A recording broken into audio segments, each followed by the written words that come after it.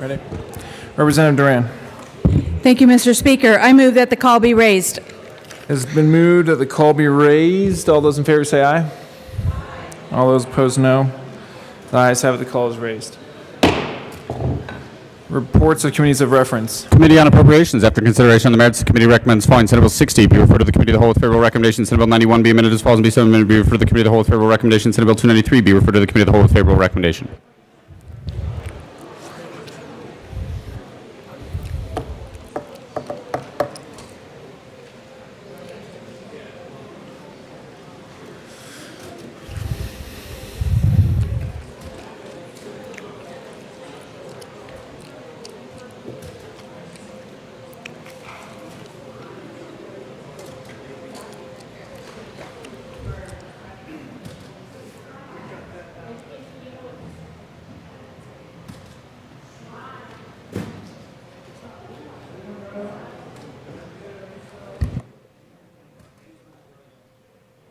Oh, I haven't even looked.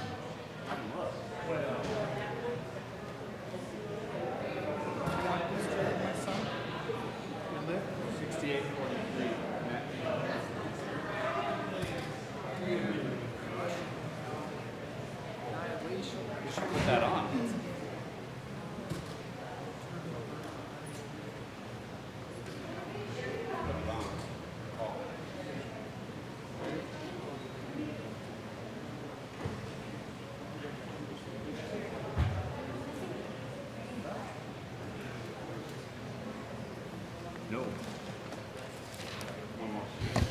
One more report of the committee of reference.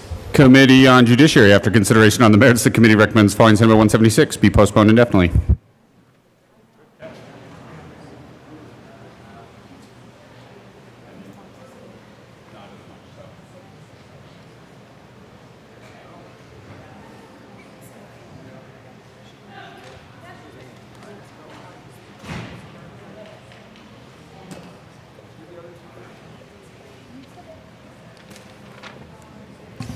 All right, Majority Leader Escar. Thank you, Mr. Speaker. I move to proceed out of order for immediate consideration of special orders. Okay, seeing no objection, we'll proceed out of order for immediate consideration of special orders. Thank you, Mr. Speaker. I move the following bills be made special orders today, Monday, June 7th at 7:04 p.m. Senate Bill 60, Senate Bill 91, Senate Bill 293. Seeing no objection, those three bills will be made special orders at 7.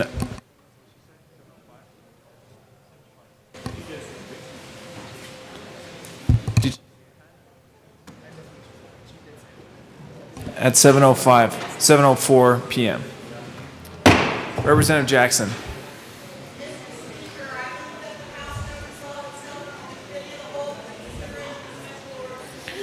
Seeing no objection, well, you've heard the motion. Seeing no objection, Representative Jackson will take the chair.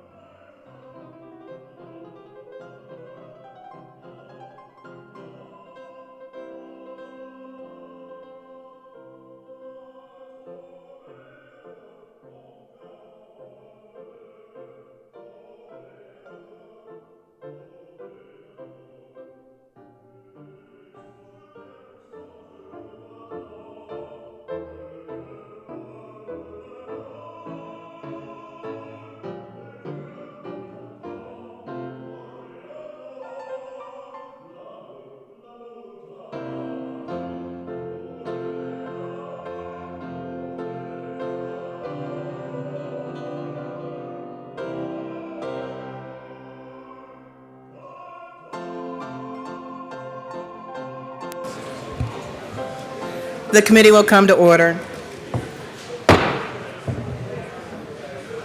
With your unanimous consent, the bills will be read by title unless there is a request for reading a bill at length. Committee reports are printed and in your bill folders. Floor amendments will be shown on the screen and on your iPads. Bills will be laid over upon motion of the majority leader. And of course, the court rule is relaxed. Mr. Gregorio, please read the title of Senate Bill 60. Senate Bill 60 by Senator Donovan, also Representative Roberts, concerning broadband deployment and in connection therewith making an appropriation. Representative Roberts. Thank you, Madam Chair. It's an honor to serve with you. It is such an honor to serve with you as well. Madam Chair, I move Senate Bill 60 and the Finance Committee report. To the Finance Committee report. Thank you, Madam Chair. In the Finance Committee, we adopted a strike below, which is now the bill.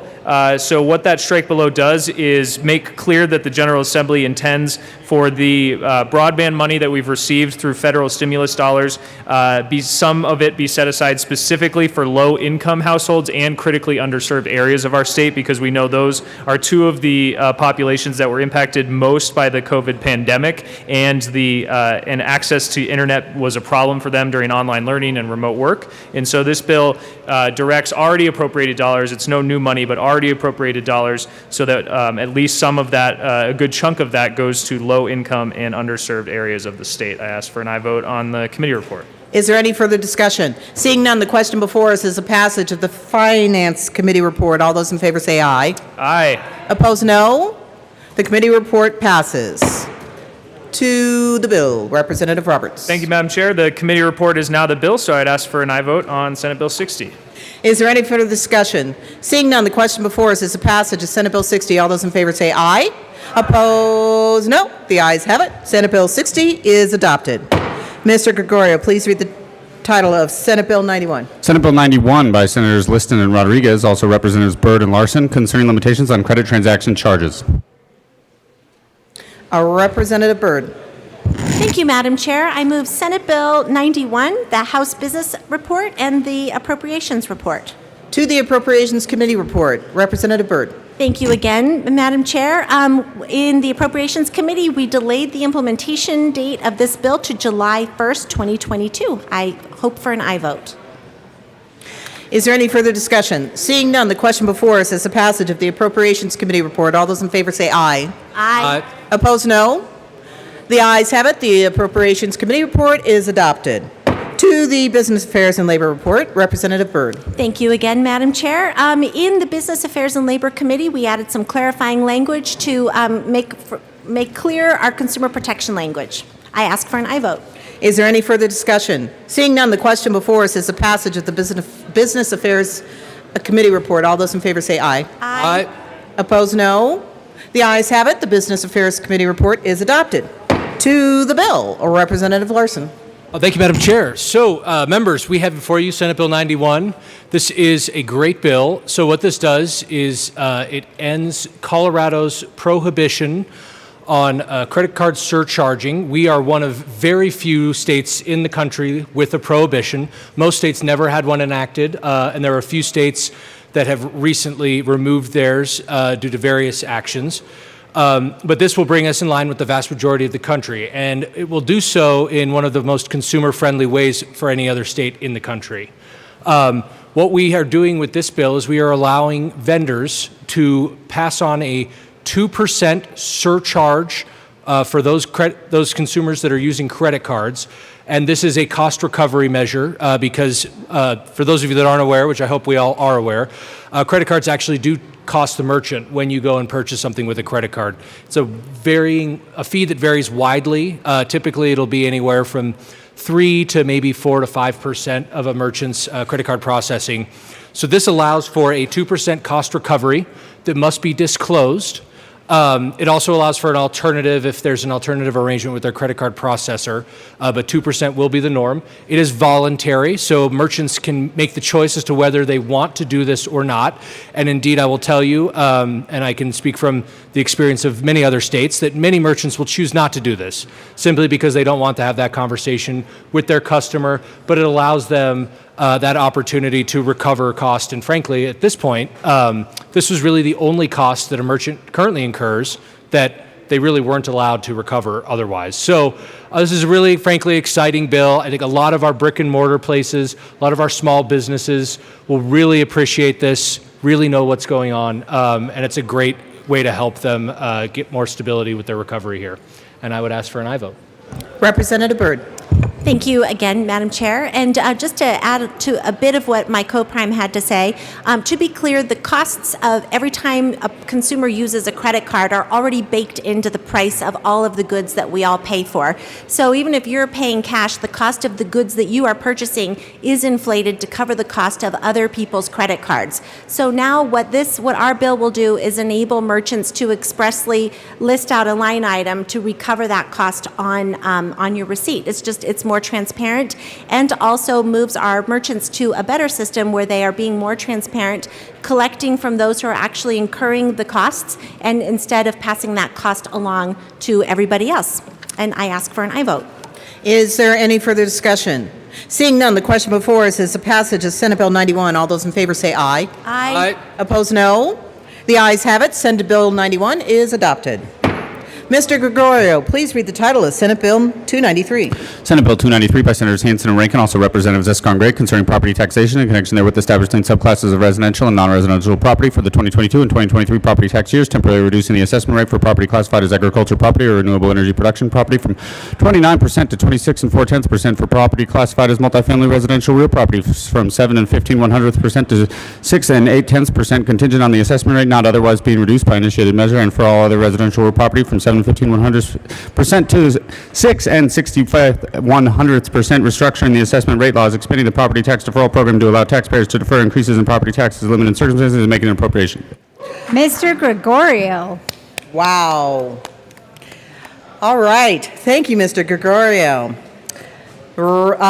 Majority Leader Escar. Thank you, Madam Chair. I move Senate Bill 293.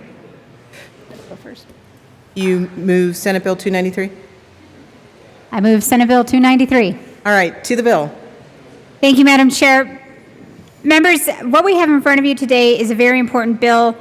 As we all know, local governments in our state rely on property taxes. Our school districts, fire districts, water districts, hospital districts, ambulance districts, and so many other local services are funded through property taxes. So we have an obligation to make sure our local governments can continue to provide the services to the people in our state that they expect and rely on. In 2017, I was a part of the Gallagher Amendment, Alternatives to the Gallagher Amendment Committee, and we came up with many different ideas that actually passed out of that committee unanimously, bipartisanly. And unfortunately, those fell to the Legislative Committee, and they didn't see the light of day.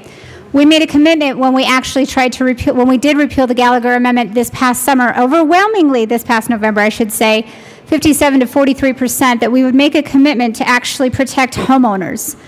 In front of you this November, there could possibly be a solution that would be permanent, and it's actually going to dramatically implement the very same thing that Gallagher did. It's saying that the average of property taxes across the Front Range should justify what the rest of the state should be paying, not a regional idea. This is not a way to move forward. What we have here is a bill that balances the needs of taxpayers with the needs of our local governments. Over the next 2 years, we, the legislature, can work together to find a long-term structural solution to balance the needs of taxpayers and local governments following the repeal of the Gallagher Amendment. We're moving forward and making progress, and it will be an important conversation going forward, at the same time making sure that we are protecting our local property owners. We'd ask for a yes vote. Representative Gray.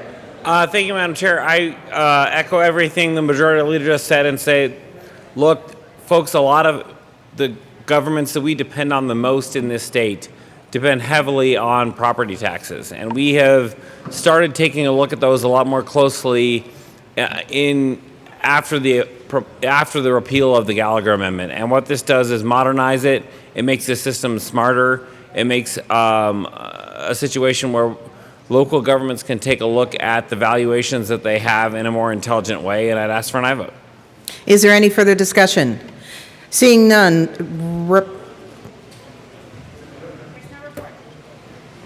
Representative Holtorf.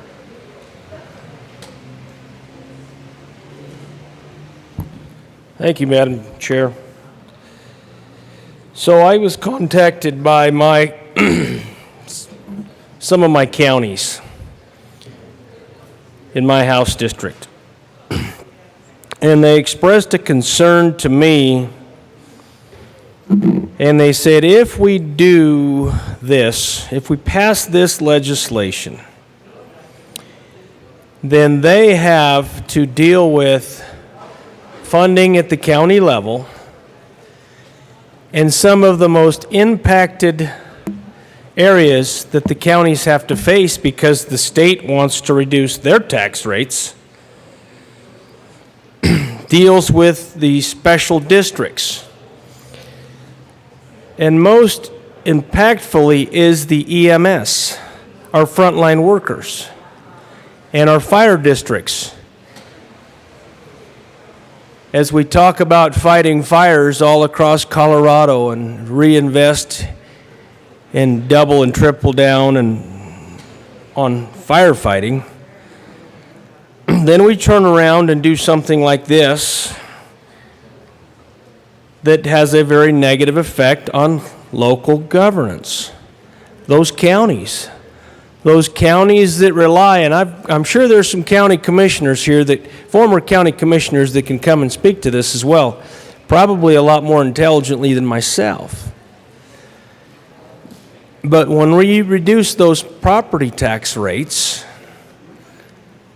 then school districts, fire districts, emergency management services, then their revenue is reduced.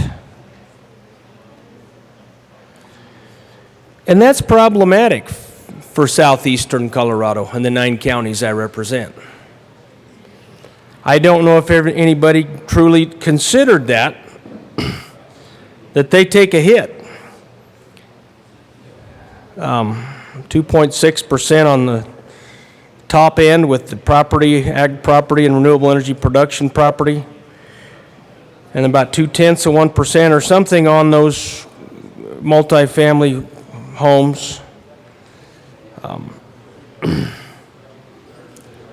And those impacts are in varying degrees in different areas. But here's the other thing that was brought up. So, state of Colorado, my county commissioners say, you want to tell us we need to reduce our tax rates at the county and that level? Well, why don't you do that for yourselves? Why don't you reduce your tax rates too, in some measure or form? Well, ladies and gentlemen, I have no answer. I have no answer for my constituents on either of those questions. Maybe the bill sponsors can explain this further, but I don't know what I tell 27 county commissioners in 9 counties that border 3 states. What do I tell them? I don't have the answers right now. So this befuddles me. I know everyone's worried about Gallagher and trying to balance and shape and resize, and I've heard it last year. But I don't understand how the counties and those special districts have to be the bill payer. So I'd like to see if I could get some answers. Majority Leader Escar. Thank you, Madam Chair, and thank you for the questions, Representative Holtorf. So the counties are already dealing with the same issue. What we're simply saying is, in this bill, for residential real property, the bill creates new subclasses for multi-family property. For non-residential real property, the bill creates 3 subclasses: lodging, agricultural, and renewable energy. These classifications are necessary because these types of property have different uses, and these uses have different impacts on local taxing authorities. Their tax treatment should reflect these differences. We want to talk about counties, just so you have this back information. CCAT is actually in support of this bill because it gives them actually more local control in the end.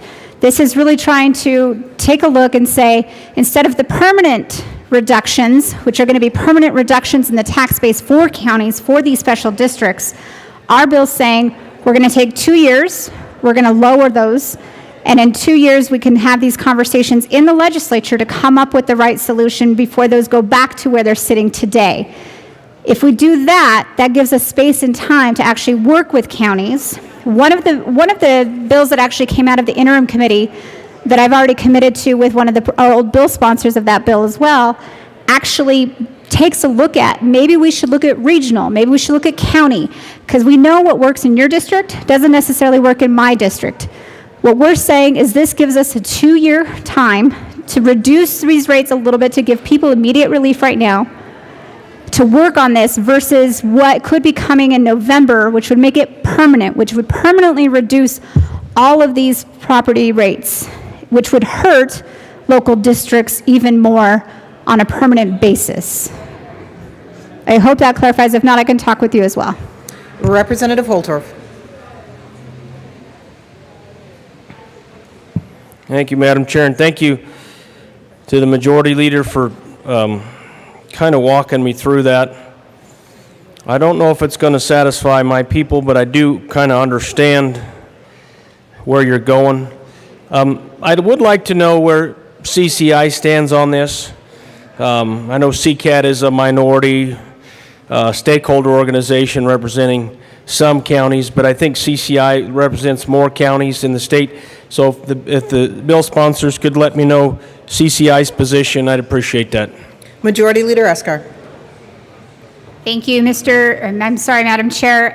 Representative Holtorf, as far as I'm understanding, CCI does not have a position. Representative Rich. Thank you, Madam Chair. I rise in opposition to this bill. We heard this bill fairly quickly in Finance today, as it just came up last week. The assessor in my county says that this bill will pick winners and losers to reduce the amount of taxing districts' revenue. And the smaller number of taxpayers, the more they will have to pony up. My county treasurer is quite concerned. This bill, she did testify today that the bill is going through so quickly they haven't had chance to figure out the need of the software change to handle something like this. She doesn't know what the additional labor will look like, depending on how many people apply for the deferral. And by the way, this is an unfunded mandate to the counties.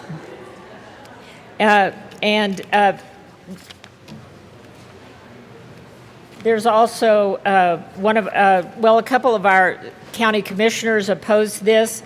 They belong to CCI. I know if they don't take a position, that doesn't mean a yes.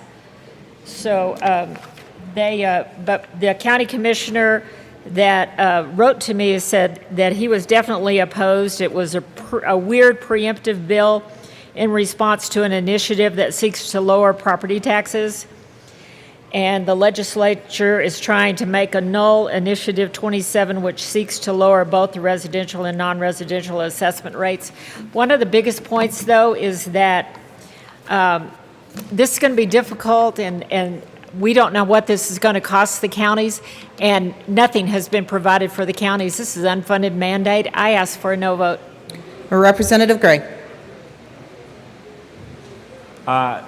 Thank you very much, Madam Chair. And to the folks who were in committee, I did commit to make sure that we nail down the position of the assessors and the treasurers, both of whom have conferred to me that they don't have a position on this bill with respect to second reading. So I did say in committee I would figure that out. I've chased that down with the folks of the representatives of those associations, and knowing that the assessors and neither of the assessors nor the treasurers have a position one way or another on this bill. Thank you.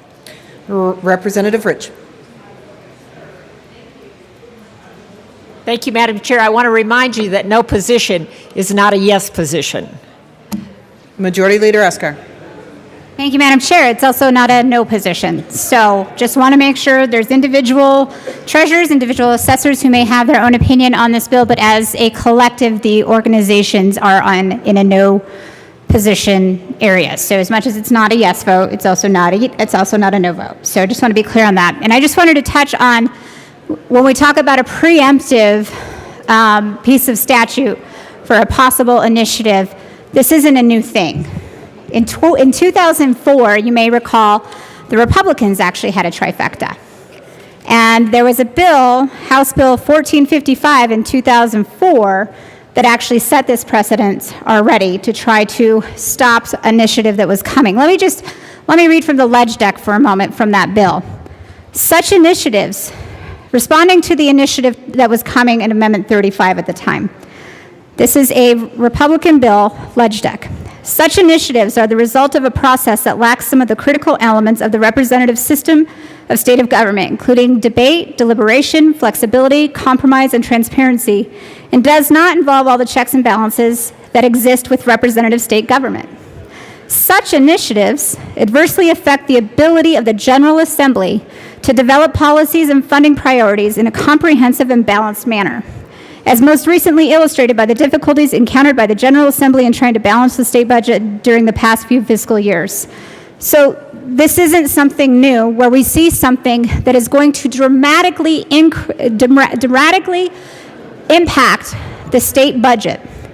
You worry about your local special districts and your local counties.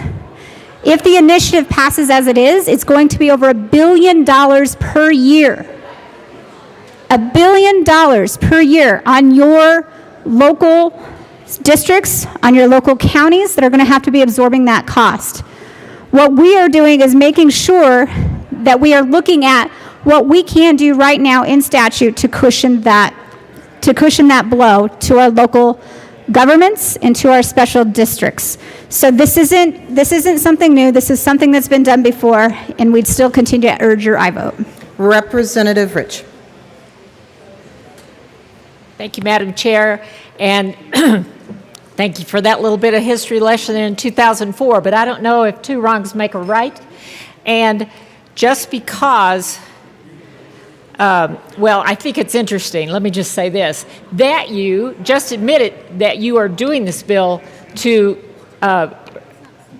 take away Initiative 27, because you just made my point for what happened in 2004.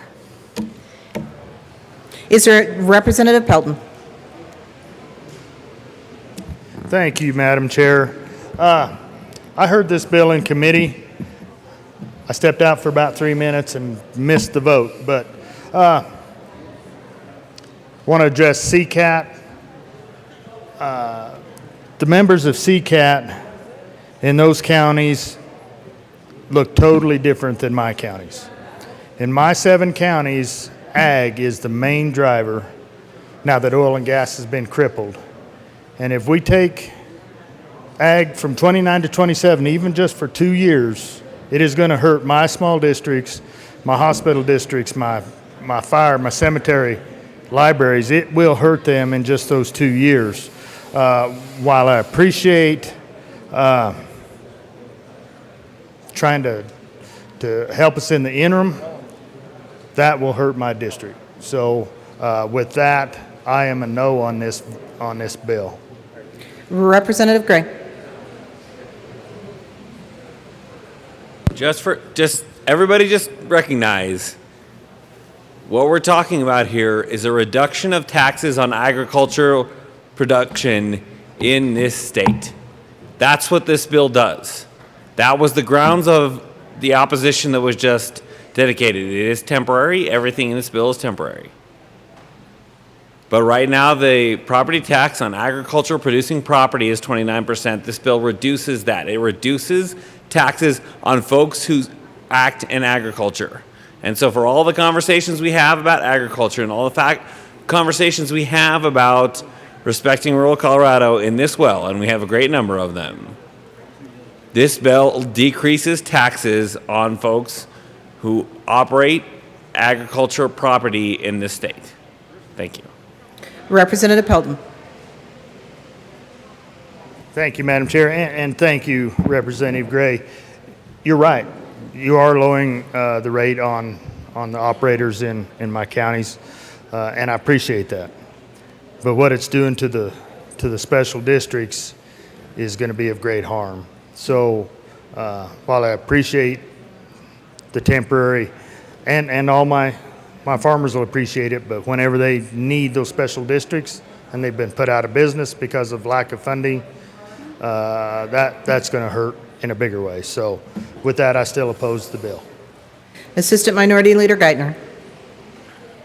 Thank you, Madam Chair. And members, I rise in opposition to 293. I have some analysis that I can share with the body and those that are tuning in online, of course, regarding the breakout of the residential and the non-residential. Because if I understand things correctly, the residential will be broken into 3 categories, which would be the multifamily, the primary owner occupied, and the other. And then the non-residential will be broken into the agriculture, renewable energy, lodging, and then commercial. So I think right now we're probably all familiar. The assessment rate for everything residential, because right now we only have the 2 categories, is 7.15. And we've heard some talk about Initiative 27, and the analysis that I'm looking at says, sure, that if 293 does pass, it's a temporary tax decrease of 6.8%, but if 293 gets in the way of Initiative 27, Initiative 27 gives a permanent tax cut to 6.5. So then you got to beg the question. You got to ask yourself, well, do I want my taxes to go down from 7.15 to 6.8? Or do I want them to go down from 7.15 to 6.5? And obviously, I think most of us would say, well, 6.5 is much, much better. So I think it's fair that I move L024 and ask for it to be displayed so we can have a little bit more of a discussion in and around the impacts of Senate Bill 293 and Initiative 27.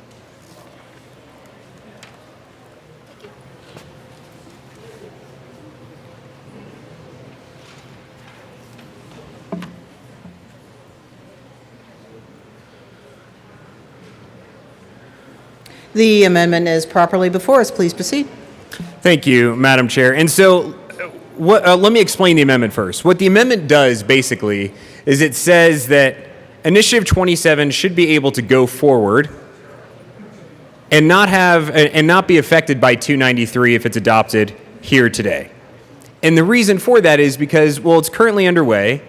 We're going directly to the people to find out what their interest is, to give them an opportunity to weigh in directly with their voice.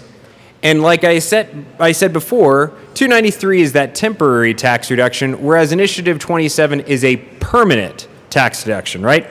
So if we look at the numbers with a little more granularity, if we look at the way that residential will be broken out, it's fairly likely that with Senate Bill 293, the other second home, short-term rentals and such will likely stay at the 7.15. Under Initiative 27, it will drop to 6.5. The primary owner occupied with the passage of 293 would go from 7.15 to just 6.95, whereas with Initiative 27, it would go from 7.15 to 6.5. So let's come into the non-residential, whether we're looking at agriculture, renewable energy, lodging, or commercial. Right now, those are all at 29.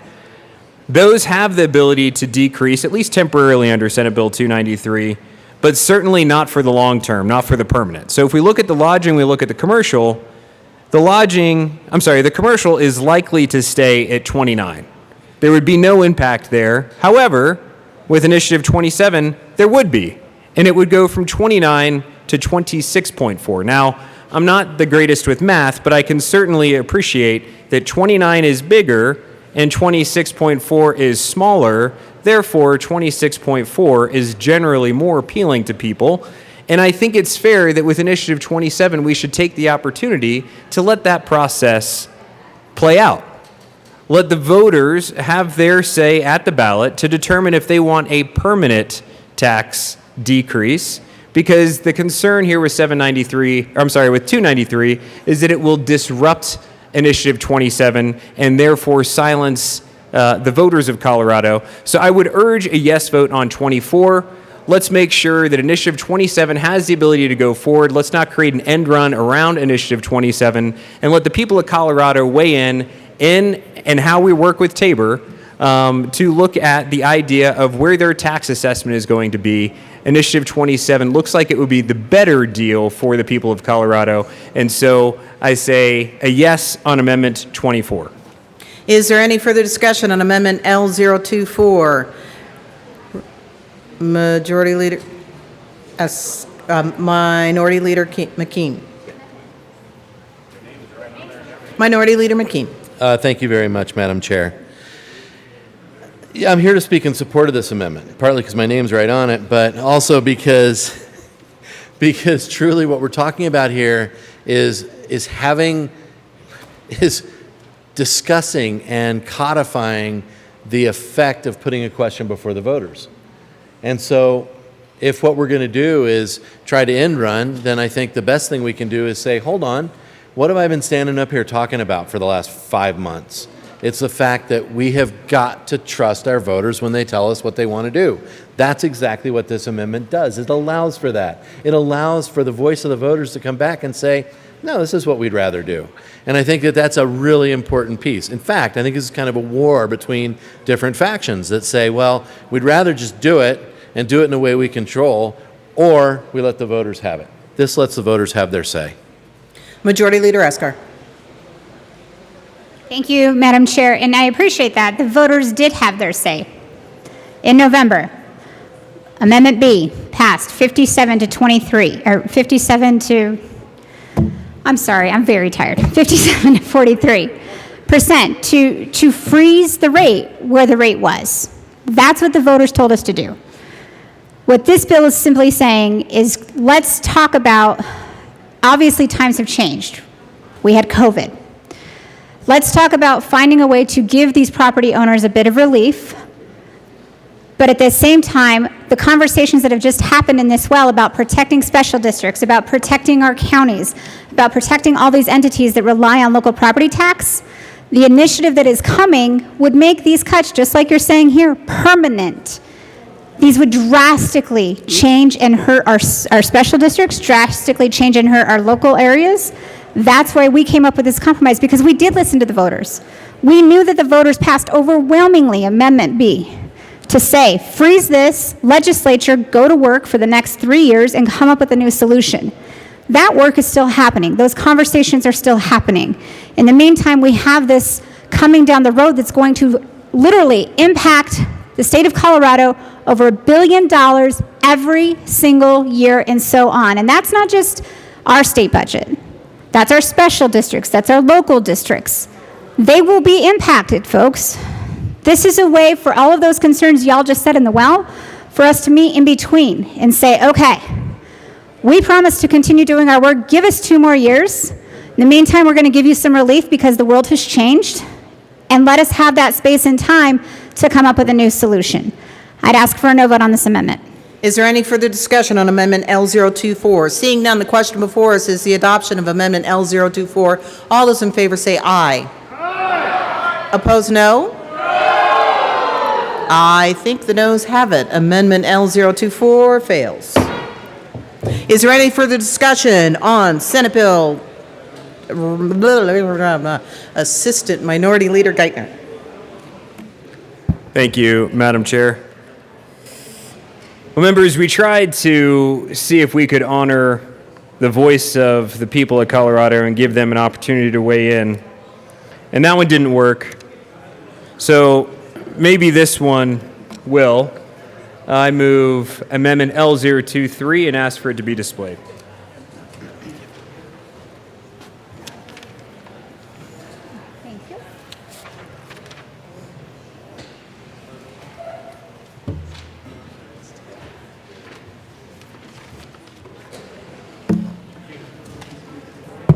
The amendment is properly displayed. Please proceed.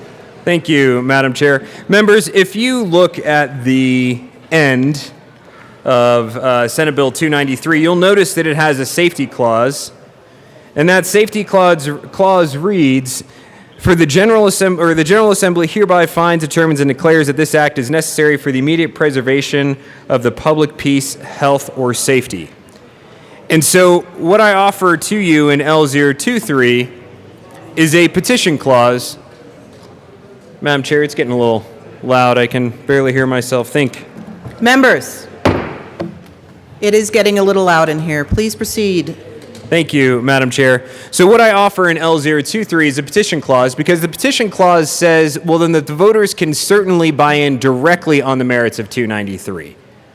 Why not have both of these on the ballot together, let the voter's voice carry through loud and clear, take away any concern or ambiguity, and if we're so certain with the outcome of how the November election turned out, well, then there should be no risk here with L023. Therefore, I ask for a yes vote. Let's adopt the petition clause in lieu of the safety clause and go directly to the people as it relates to Senate Bill 293 so that their voice can be heard directly. I ask for an aye vote. Is there any further discussion on Amendment L023? Seeing none, the question before us is the passage of Amendment L023. All those in favor say aye. Aye. Opposed, no. The noes have it. Amendment L023 is lost. Is there any further discussion on Senate Bill 293? Representative Holtorf.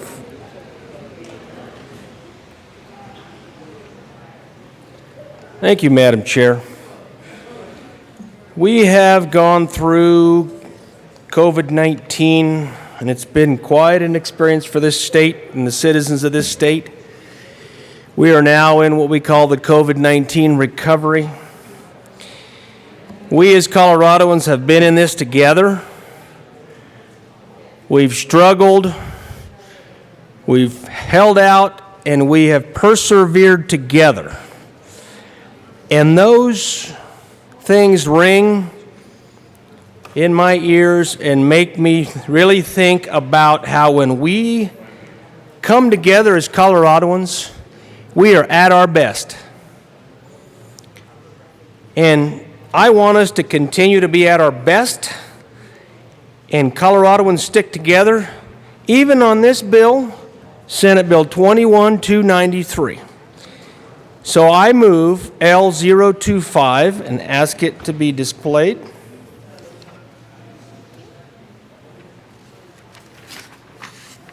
Representative Holt. Thank you kindly, sir. Now, Colorado and Holtorf, one my moment, esteemed please, colleagues, until it is displayed. Thank you, it's sir. coming up to be displayed. Yes, Representative Holtorf, if we could just hold off till it's displayed. Okay.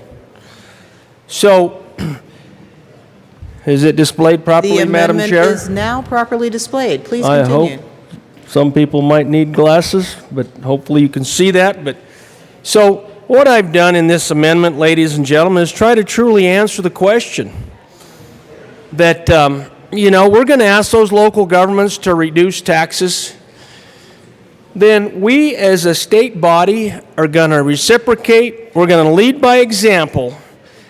And in this particular amendment, we're going to reduce in a proportional amount for individual Colorado tax, 0.2% reduction, and I'll read it here a little bit. And for the corporate tax, we're going to have that reduction of, I believe we said it was 2.6%. And when I was in the military, they said, don't ever ask a soldier or a troop to do anything that you won't do. And the best leaders lead by example. You get out in front and you lead. So having memories of my military experience and leading by example, I ask us to consider today, tonight, because we're all in this together, to consider this amendment. Now, it doesn't say the percentages here. It actually, and only for 2 years now. Mind you, it's only for 2 years. It's a temporary thing. So, I would ask for an aye vote to truly show Colorado that if we're going to ask those local governments to do what we're asking them to do, then we in turn will do it at the state level. And when we have our COVID-19 recovery and the economy takes off like a rocket ship, we won't even miss these cuts. Thank you. Representative Gray. Thank you, Madam Chair. Given that the title of this bill concerns property taxation and not income tax, I would ask for a title ruling.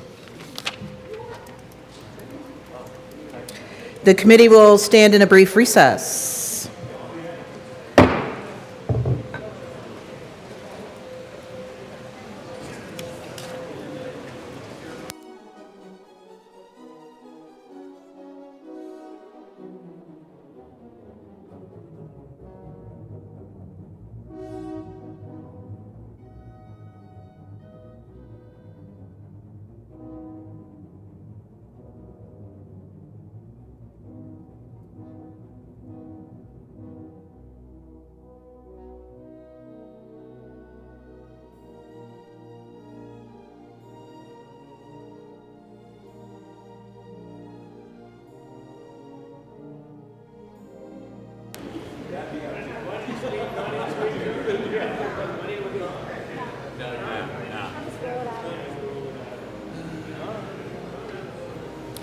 The committee will come back to order. The chair rules that the amendment does not fit under the title. Is there any further discussion on Senate Bill 293? Seeing none, the question before us is passage of Senate Bill 293. All those in favor say aye. Aye. Opposed, no. The ayes have it. Sorry, guys. The ayes have it. Senate Bill 293 is adopted. Majority Leader Esker. Thank you, Madam Chair. I move the committee rise and report. You have heard the motion. The committee will rise and report.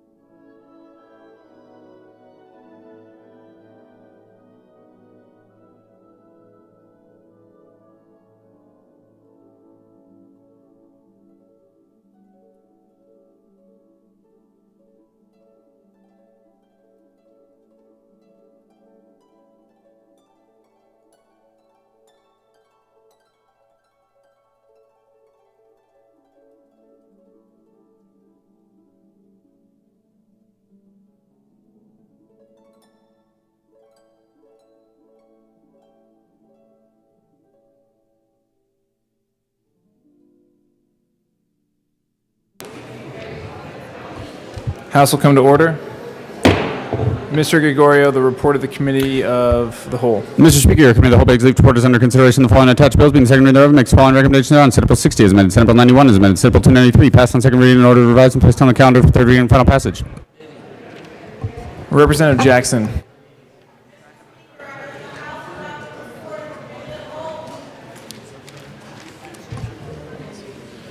Thank you, Representative Jackson. Members, you have heard the motion. There is one amendment at the desk. Mr. Gregorio, please read the McKean Amendment L024 to Senate Bill 293 to the report of the Committee of the Whole. Representative McKean moved to amend the report of the Committee of the Whole to reverse the action taken by the committee not adopting the following McKean Amendment L24 to Senate Bill 293 to show the state of the amendment passed and that Senate Bill 293 is amended passed. Minority Leader McKean. Thank you very much, Mr. Speaker. I move the first McKean Amendment to the report of the Committee of the Whole and ask for an aye vote. Thank you. That has been properly moved and displayed. Majority Leader Escar. Thank you, Mr. Speaker. I'd ask for a no vote. Seeing no further discussion, the question before us is the adoption of the McKean Amendment to the report of the Committee of the Whole. Mr. Gregorio, please open the machine, and members, please proceed to vote. Representative, we'll set the order with Representative Tipper. How do you vote? No. Representative Tipper votes no. Representative Ortiz, how do you vote? No. Representative Ortiz votes no. Representative McLaughlin, how do you vote? One more time so we can hear you. Sorry. Still can't.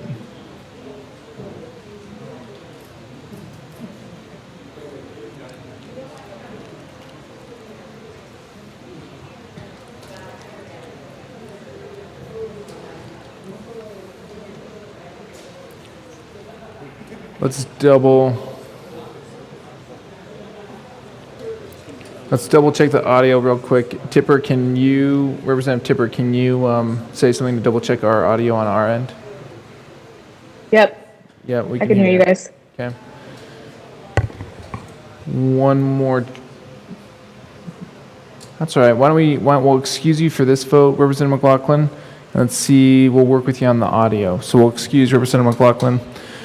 Please close the machine. With 22 aye votes, 40 no votes, and 3 excused, the McKean Amendment to the report of the Committee of the Whole is lost. That brings us to the question of the adoption of the report of the Committee of the Whole, because there's no further amendments. Mr. Gregorio, please open the machine, and members, please proceed to vote. All right. Representative Tipper, how do you vote? Yes. Representative Tipper votes yes. Representative Ortiz, how do you vote?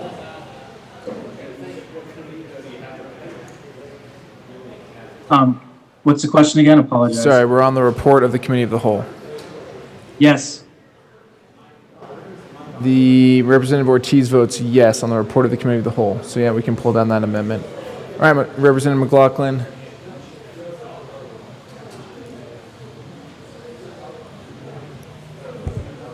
All right, hold on one sec.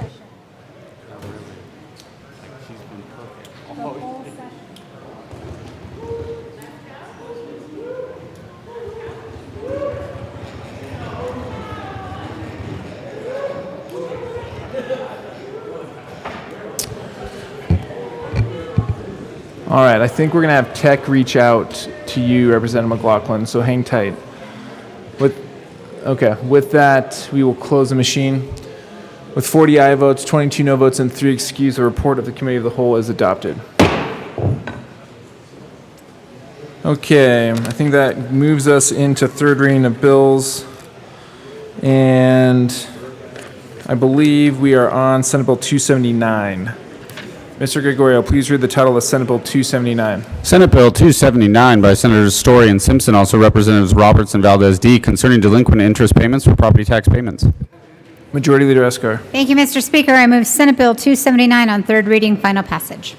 Question before us is the adoption of Senate Bill 279 on third reading and final passage. See no further discussion. Mr. Gregorio, please open the machine, and members, please proceed to vote. Representative Tipper, how do you vote? Yes. Representative Tipper votes yes. Representative Ortiz, how do you vote? Yes. Representative Ortiz votes yes.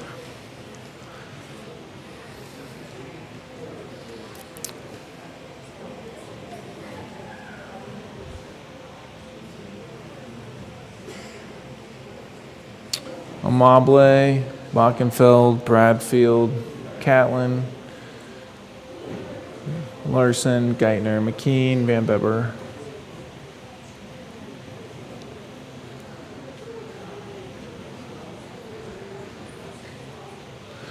Please close the machine.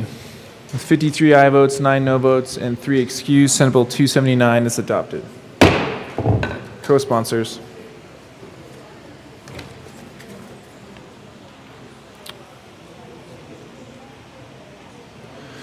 Please close the machine. Mr. Gregorio, please read the title of Senate Bill 288. Senate Bill 288 by Senators Moreno and Rankin, also Representatives Escar and Valdez A, concerning the creation of the American Rescue Plan Act 2021 cash fund to hold money that the state receives from the federal coronavirus state fiscal recovery fund until allocation by separate action. Majority Leader Escar. Thank you, Mr. Speaker. I move Senate Bill 288 on third reading, final passage. Question before us is the adoption of Senate Bill 288 on third reading and final passage. See no further discussion. Mr. Gregorio, please open the machine and members please proceed to vote. Representative Tipper, how do you vote? Yes. Representative Tipper votes yes. Representative Ortiz, how do you vote? Yes. Representative Ortiz votes yes. Representative McLaughlin, how do you vote? Yes. Yes, very good. Yay, they heard me. Okay, it must have been. All right, Representative McLaughlin is present and votes yes.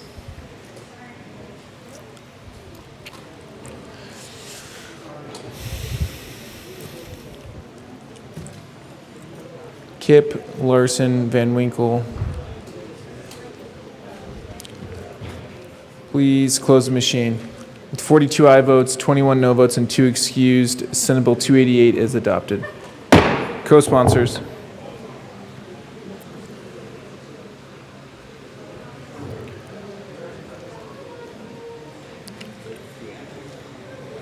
Yep. Please close the machine. And Ortiz as a co-sponsor. Mr. Gregorio, please read the title of Senate Bill 282. Senate Bill 282 by Senators Bridges and Woodward, also Representatives Snyder and Van Winkle, concerning an extension of the small retailer exemption to the sales and use designation sourcing rules. And members, if you're following along, we're on the bottom half page of 3 of your calendar. Majority Leader Escar. Thank you, Mr. Speaker. I move Senate Bill 282 on third reading, final passage. Question before us is the adoption of Senate Bill 282 on third reading and final passage. See no further discussion. Mr. Gregorio, please open the machine and members please proceed to vote. Representative Tipper, how do you vote? Yes. Representative Tipper votes yes. Representative Ortiz, how do you vote? Yes. Representative Ortiz votes yes. Representative McLaughlin, how do you vote? Yes. Representative McLaughlin votes yes. Please close the machine. With 63 aye votes, 0 no votes, and 2 excused, Senate Bill 282 is adopted. Co-sponsors.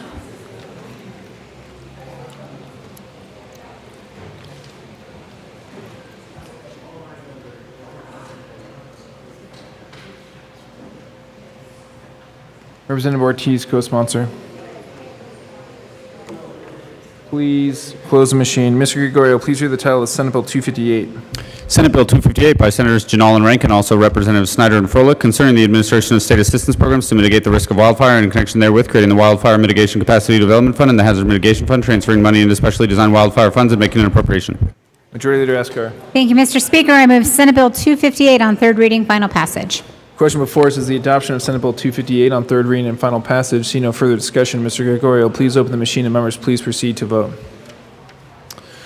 Representative Tipper, how do you vote? Yes. Representative Tipper votes yes. Representative Ortiz, how do you vote?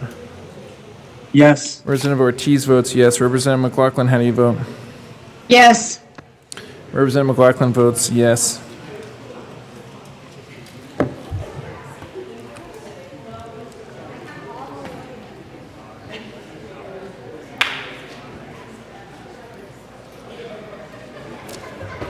Woodrow, Amable, Benavides. Woodrow. Please close the machine. With 59 aye votes, 4 no votes, and 2 excused, Senate Bill 258 is adopted. Co-sponsors. Representative McLaughlin, co-sponsor.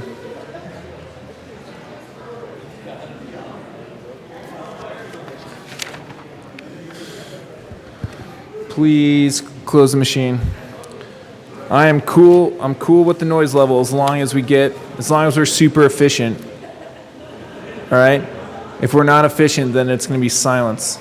All right? All right. Mr. Gregorio, please read the title of Senate Bill 269. Senate Bill 269 by Senators Winter and Smallwood, also Representatives Michael St. John and Van Beber, concerning licensing respite child care centers and in connection therewith, making an appropriation. Majority Leader Escar. Thank you, Mr. Speaker. I move Senate Bill 269 on third reading, final passage. Question before us is the adoption of Senate Bill 269 on third reading and final passage. Mr. Gregorio, please open the machine, and members, please proceed to vote. Representative Tipper, how do you vote? Yes. Representative Tipper votes yes. Representative Ortiz, how do you vote? Yes. Representative Ortiz votes yes. Representative McLaughlin, how do you vote? Yes. Representative McLaughlin votes yes.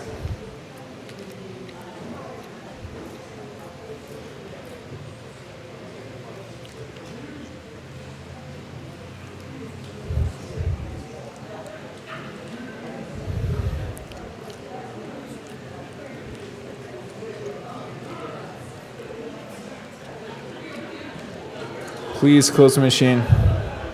59 aye votes, 4 no votes, and 2 excused. Senate Bill 269 is adopted. Co-sponsors. Representative McLaughlin, co-sponsor.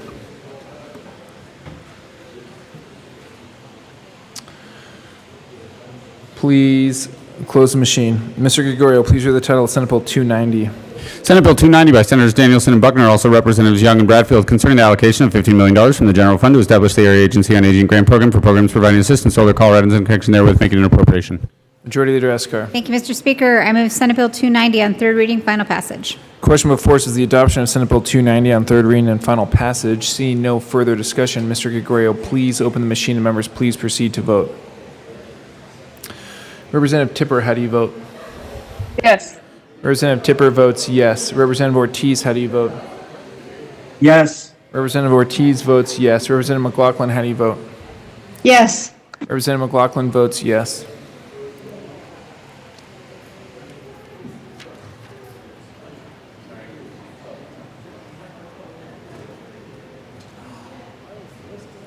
Please close the machine.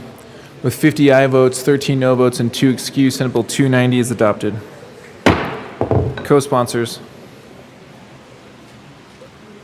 Representative Ortiz, Tipper, McLaughlin, co-sponsor.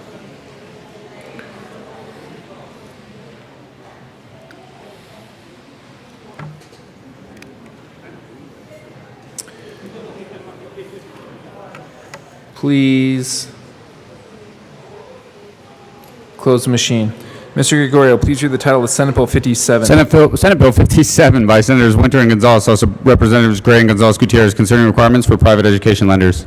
Majority Leader Escar. Thank you, Mr. Speaker. I move Senate Bill 57 on third reading, final passage. Question before us is the adoption of Senate Bill 57 on third reading and final passage. Mr. Gregorio, please open the machine, and members, please proceed to vote. Representative Tipper, how do you vote? Yes. Representative Tipper votes yes. Representative Ortiz, how do you vote? Yes. Representative Ortiz votes yes. Representative McLaughlin, how do you vote? Yes.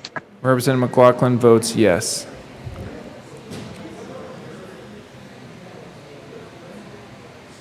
Please close the machine.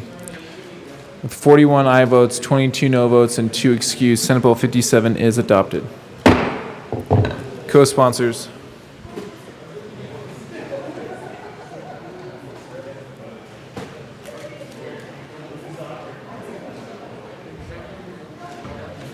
Please close the machine. Mr. Gregorio, please read the title of Senate Bill 292. Senate Bill 292 by Senators Winter and Rankin, also Representatives Duran and Carver, concerning the allocation of $15 million from the Economic Relief and Recovery Cash Fund under the Federal American Rescue Plan Act of 2021 for purposes of funding victim services programs to assist persons disproportionately impacted by the COVID-19 public health emergency and in connection therewith, making an appropriation. Majority Leader Escar. Thank you, Mr. Speaker. I move Senate Bill 292 on third reading, final passage. Representative Duran and Representative Carver. Thank you, Mr. Speaker. I ask permission for a third reading amendment. The proper. We're going to have it displayed, and then if you don't mind explaining why. Representative Duran. Thank you, Mr. Speaker. This is a technical amendment change requested by the drafter. Any further discussion on the motion for permission? Seeing none, the question before us is to grant permission for a third reading amendment on Senate Bill 292. Mr. Gregorio, please open the machine and members please proceed to vote. Representative Tipper, how do you vote? Yes. Representative Tipper votes yes. Representative Ortiz, how do you vote? Yes. Representative Ortiz votes yes. Representative McLaughlin, how do you vote? Yes. Representative McLaughlin votes yes.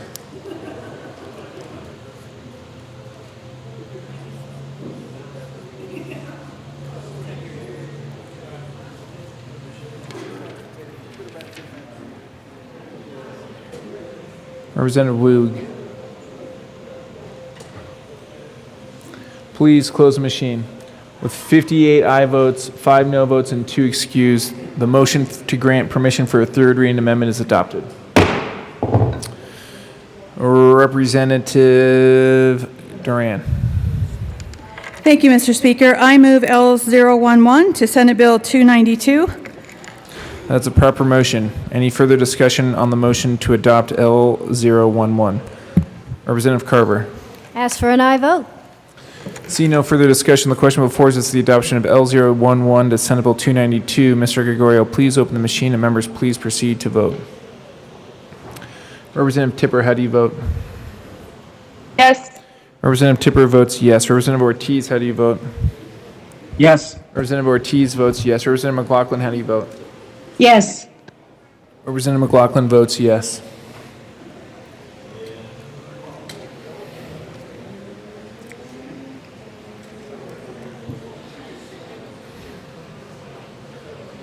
Please close the machine.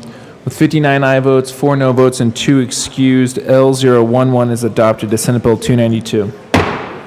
Majority Leader Escar. Thank you, Mr. Speaker. I move for the repassage of Senate Bill 292 on third reading as amended. The question before us is the adoption of Senate Bill 292 as amended. See no further discussion. Mr. Gregorio, please open the machine and members please proceed to vote. Representative Tipper, how do you vote? Yes. Representative Tipper votes yes. Representative Ortiz, how do you vote? Yes. Representative Ortiz votes yes. Representative McLaughlin, how do you vote? Yes. Representative McLaughlin votes yes.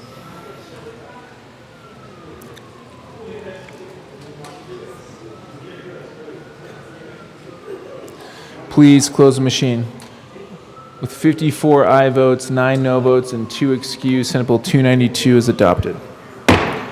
Co-sponsors.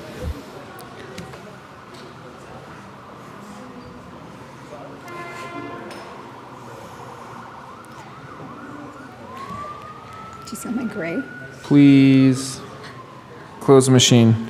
Mr. Gregorio, please read the title of Senate Bill 233. Senate Bill 233 by Senators Rodriguez and Hansen, also Representatives Benavides and Gonzalez Gutierrez, concerning functions of the Division of Unemployment Insurance and in connection therewith requiring a feasibility study concerning a wage replacement program and making an appropriation. Majority Leader Escar. Thank you, Mr. Speaker. I move Senate Bill 233 on third reading, final passage. Question before us is the adoption of Senate Bill 233 on third reading and final passage. See no further discussion. Mr. Gregorio, please open the machine and members please proceed to vote. Representative Tipper, how do you vote? Yes. Representative Tipper votes yes. Representative Ortiz, how do you vote? Yes. Representative Ortiz votes yes. Representative McLaughlin, how do you vote? Yes. Representative McLaughlin votes yes.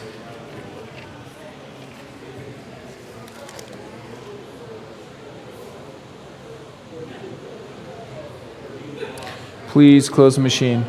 With 41 aye votes, 22 no votes, and 2 excused, Senate Bill 233 is adopted. Co-sponsors.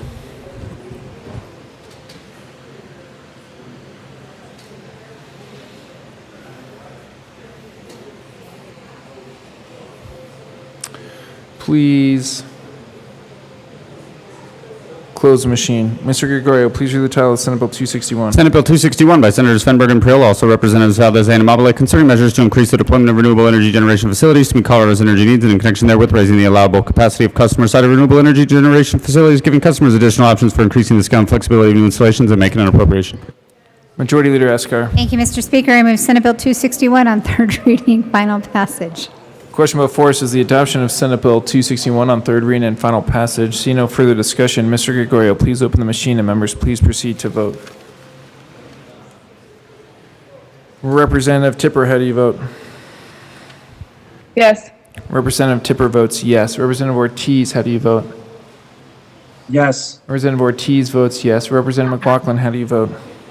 Yes. Representative McLaughlin votes yes.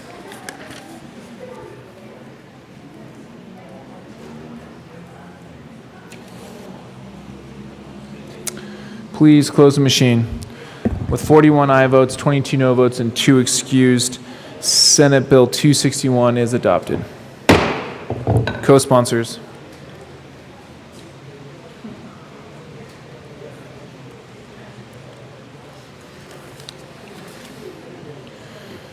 Please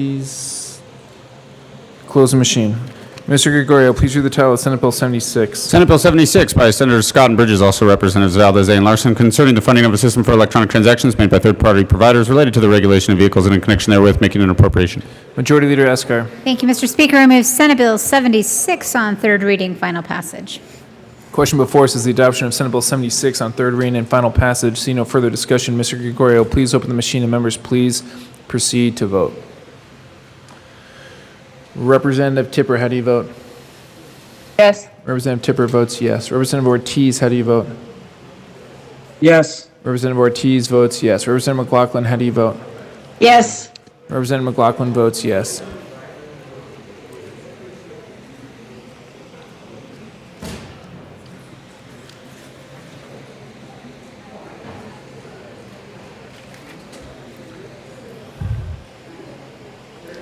Please close the machine. With 54 aye votes, 9 no votes, and 2 excused, Senate Bill 76 is adopted. Co-sponsors.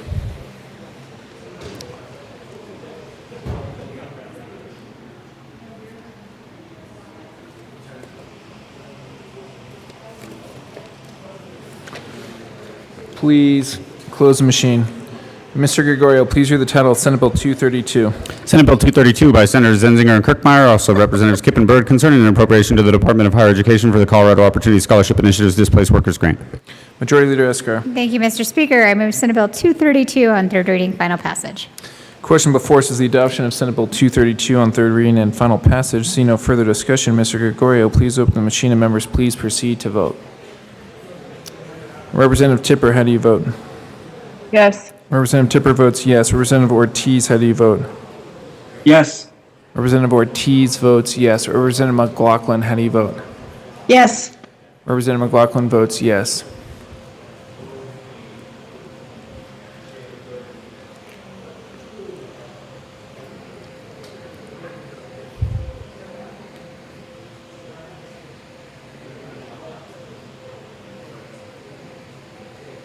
Please close the machine.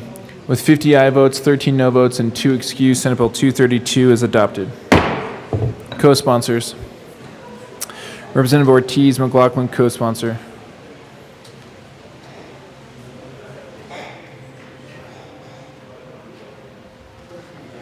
Please close the machine. Mr. Gregorio, please read the title of Senate Bill 175. Senate Bill 175 by Senators Hawkins, Lewis, and Gonzalez, also Representatives Caravan and Kennedy, concerning the Colorado Prescription Drug Affordability Review Board in connection therewith, directing the board to review the affordability of certain drugs and establish upper payment limits for certain drugs, prohibiting certain entities from purchasing or reimbursing for any drug distributed in the state in an amount that exceeds the upper payment limit established for the prescription drug, establishing penalties for violations, and making an appropriation.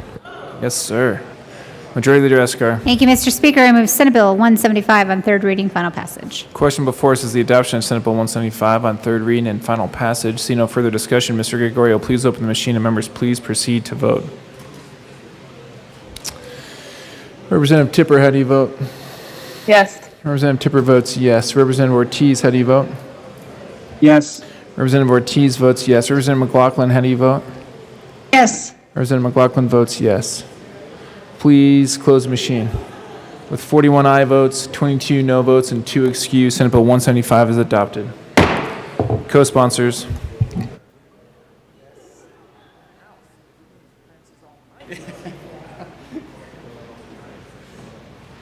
Representative Ortiz, co-sponsor. Please close the machine. Mr. Gregorio, please read the title of Senate Bill 257. Senate Bill 257 by Senators Zenzinger and Scott, also Representatives Benavides and Van Winkle, concerning an exemption for motor vehicle registration requirements for certain special mobile machinery. Majority Leader Escar.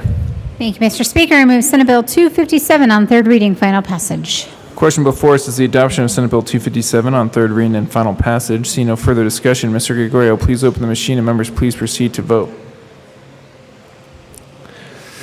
Representative Tipper, how do you vote? Yes. Representative Tipper votes yes. Representative Ortiz, how do you vote? Yes. Representative Ortiz votes yes. Representative McLaughlin, how do you vote? Yes. Representative McLaughlin votes yes. Please close the machine. With 63 aye votes, 0 no votes, and 2 excused, Senate Bill 257 is adopted. Co-sponsors.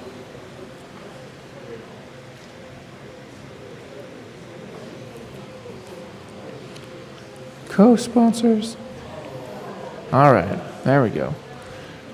Please close the machine. Mr. Gregorio, please read the title of Senate Bill 262. Senate Bill 262 by Senators Zenzinger and Gardner, also Representatives Byrd and McKean, concerning transparency for special districts.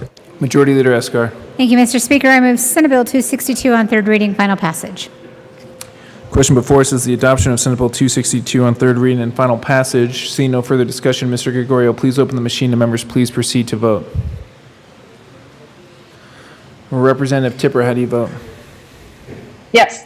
Representative Tipper votes yes. Representative Ortiz, how do you vote? Yes. Representative Ortiz votes yes. Representative McLaughlin, how do you vote? Yes. Representative McLaughlin votes yes.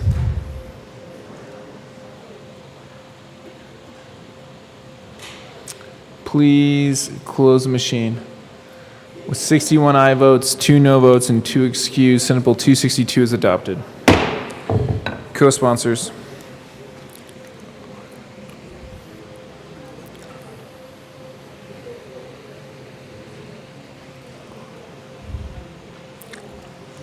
Please close the machine. Mr. Gregorio, please read the title of Senate Bill 281. Senate Bill 281 by Senators Hansen and Rankin, also Representatives McCluskey and Ransom, concerning severance tax revenue and in connection therewith making an appropriation. Majority Leader Escar. Thank you, Mr. Speaker. I move Senate Bill 281 on third reading, final passage. Representative McCluskey. Thank you, Mr. Speaker. I request permission for a third reading amendment.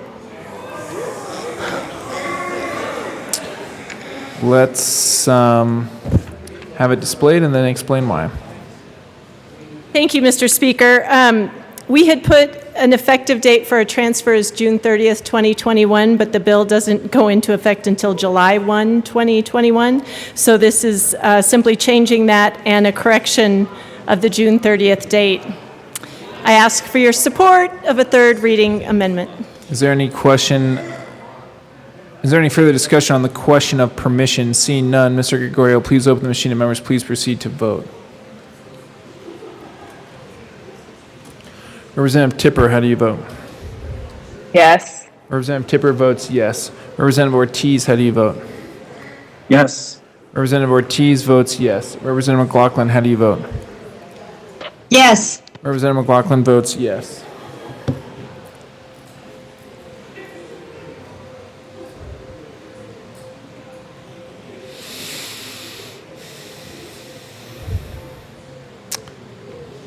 Please close the machine. With 61 aye votes, 2 no votes, and 2 excused, permission is granted to offer a third reading amendment on Senate Bill 281. Representative McCluskey. Thank you, Mr. Speaker. I move L006 to Senate Bill 281. Question before us is the adoption of L006. Seeing no further discussion, Mr. Gregorio, please open the machine and members please proceed to vote.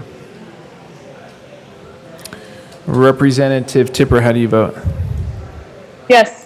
Representative Tipper votes yes. Representative Ortiz, how do you vote? Yes. Representative Ortiz votes yes. Representative McLaughlin, how do you vote? Yes. Representative McLaughlin votes yes. You just like saying that.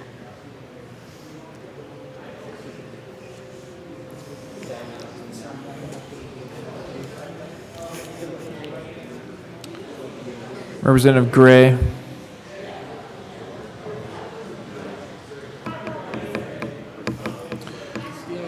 Please close the machine. With 60 aye votes, 3 no votes, and 2 excused, L006 is adopted to Senate Bill 281. Majority Leader Eskar. Thank you, Mr. Speaker. I move the repassage of Senate Bill 281 on third reading as amended. Question before us is the adoption of Senate Bill 281 as amended. See no further discussion. Mr. Gregorio, please open the machine and members please proceed to vote. Representative Williams is back. I'll come back to you. Representative Tipper, how do you vote? Yes. Representative Tipper votes yes. Representative Ortiz, how do you vote? Yes. Representative Ortiz votes yes. Representative McLaughlin, how do you vote? Yes. Representative McLaughlin votes yes. Representative Williams, how do you vote? Yes. Representative Williams votes yes.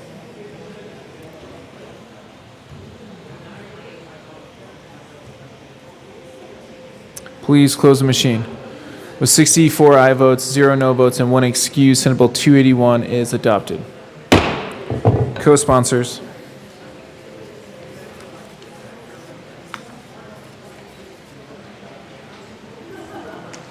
Please close the machine. Mr. Gregorio, please read the title of Senate Bill 87. Is that where we're at? Wait. Sorry. Senate Bill 192. 170. Sorry. Senate Bill 172. Senate Bill 172 by Senators Danielson and Garcia, also Representatives Gonzalez Gutierrez and Ortiz, concerning creation of a fund to assist in increasing the amount paid to persons employed by local education providers. Majority Leader Eskar. Thank you, Mr. Speaker. I move Senate Bill 172 on third reading, final passage. Question before us is the adoption of Senate Bill 172 on third reading and final passage. See no further discussion. Mr. Gregorio, please open the machine. Members, please proceed to vote. Representative Williams, we'll start with you. Representative Williams, how do you vote? No. Representative Williams votes no. Representative Tipper, how do you vote? Yes. Representative Tipper votes yes. Representative Ortiz, how do you vote? Yes. Representative Ortiz votes yes. Representative McLaughlin, how do you vote? Yes. Representative McLaughlin votes yes. Please close the machine. With 41 aye votes, 23 no votes, and 1 excuse, Senate Bill 172 is adopted. Co-sponsors.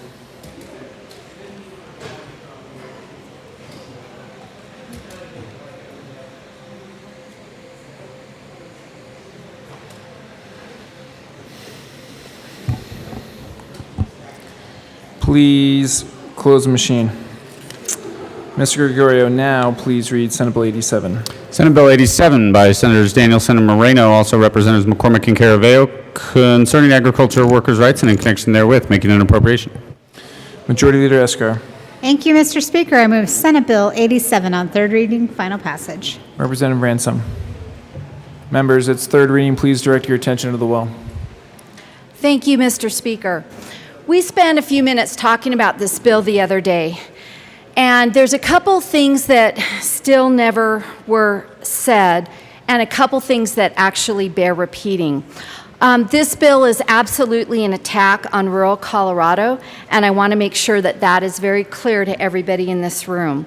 One of the things that was written to me, and I don't know if any of you heard this as well, agriculture isn't just a 9-to-5 job, and this is said by a rancher in Longmont. And he said, we have a very short window to plant, cultivate, and harvest a crop. Paying overtime for employees working over 40 hours a week during these peak seasons would be the end of many of us. We hope CDLE will be able to hear our concerns and make rules that work for both employee and employer. And we actually all hope that. We all hope that this bill that will benefit unions will not hurt the ranchers and the farmers of Colorado. One of the things that I found troubling, concerning, but also beautiful at the same time is that when we were listening to one of our own here in the chamber who made a very touching speech while we were talking on second reading, and he's sitting in the second row, and I'm looking right at him right now. I'm not sure if I'm allowed to say the name of Representative Catlin, but he spoke from his heart on how it's hard to be a rancher or a farmer in Colorado. And he told the story of a 75-year-old farmer that was trying hard to get his crops in during harvest time. And he was working all day and he had some help. But you know what? Because of the union rules, he would have to send his help home at a certain time. He couldn't keep them any longer. But that 75-year-old farmer would keep working and keep going till midnight or after, because that's when the crops were ready. You've heard it. Another one of our members grew up on a farm, and she was talking about that you have to make hay while the sun shines, and you have to gather it in while the sun is there. And we can't continue to scare the farmers. It sounds like a lot of them are nervous right now because of the decisions we are making tonight. I have been hearing from many that are literally afraid of this body. I don't want us to be bullies. I don't think I've ever Representative completely... Ransom, let's be careful that we don't impugn anyone's Sorry. motives.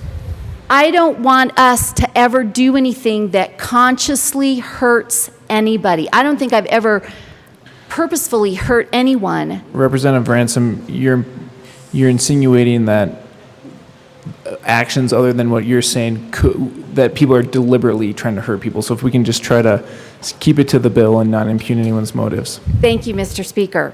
I hope that the unions that are allowed to unionize the workers of Colorado can actually listen to the farmers that have been working and the generational farmers and ranchers that are trying desperately to keep doing what they've doing, to keep the land in their families, to keep their farms and their ranches and their stock working and in place. As I said about the farm that was part of my family that my cousins had, the hired help was part of the family. He ate with us. He stayed there. He was part of the family. There was just one. During harvest time, he had a great job that he loved. The family loved him. He was part of the family. He would come and go to church with us on Sundays. He was part of the family. And for a union to come in and try to start setting hours and setting mandatory break times, one of the other letters I heard was that we don't want to force people that are sitting in an air-conditioned tractor or combine to have to take a break at a certain time. And I know some of these things were amended out, but that was what one of the farmers, again, was very concerned that we were forcing by this bill. Again, this is an attack on rural Colorado. I will continue to say that. I've been saying that all along, and I know that many of the people that actually live in rural Colorado and work in this industry believe the same thing. This is a place that we are really setting up some lines saying that we are needing to do things for us, for the Metro Denver area, that may or may not work for rural Colorado. And actually, I will posit that they won't. I still strongly urge a no vote on this amendment. And to Representative Catlin, Representative Pelton. Thank you, Mr. Speaker. I've had many people that I've talked to in my district say, Representative Pelton, why does someone like you that comes from a frontier county want to go to Denver and put yourself in the position you do here, fighting certain bills and certain ideals? And I tell them, I think I am supposed to come here to try to tell our story to the urban legislators, the ones that have been removed from agriculture multiple generations. That's why I'm here. That's why I love where I live. I love what I do. But tonight I have some of the same feelings I had in 2019 when this chamber passed Senate Bill 181. Similarly, I have friends and family members in both oil and gas and in agriculture. With Senate Bill 87, We see once again the Front Range and urban folks, they're telling farmers and ranchers the way in which they should operate their businesses. But it goes even further than just telling us how we should operate. The Front Range Metro is now forcing their will upon us. Their will that they don't have a clue about what it takes to make a living out in rural Colorado, what it takes for us to survive in this industry. But yet, here we are. I've talked to people in both Wyoming and Nebraska within the last month. They told me houses, farmland, ranches are being bought up as quick as they're on the market by people from Colorado that have given up on this state. They've given up on the attack, the constant attack from this building, from the Front Range against rural Colorado and against ag. And so they sold out while they still could, while there was good profit to be made, and they're moving.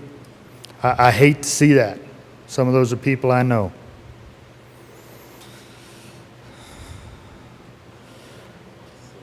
I feel like this state is about to experience what happens when two legs of a stool are cut off. It can stand no more. We took one leg out with oil and gas, and it is very crippled now. We're about to cripple agriculture in a very severe way. When those two economic drivers are as limited as they're going to be, there's going to be a ripple effect across the whole state that we will feel.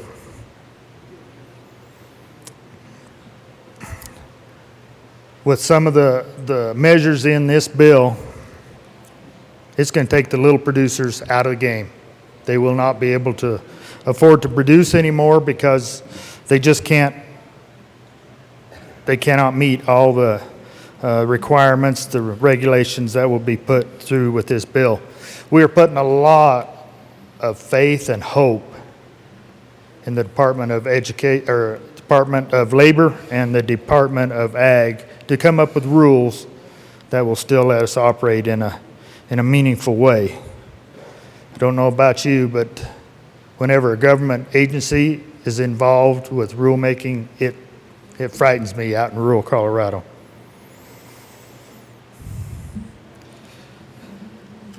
We're setting up for big corporate ag to come in here, and they will not take care of the environment, the land, the country, the way that the individual farmers and ranchers do. So with that, I urge a strong no vote. Thank you.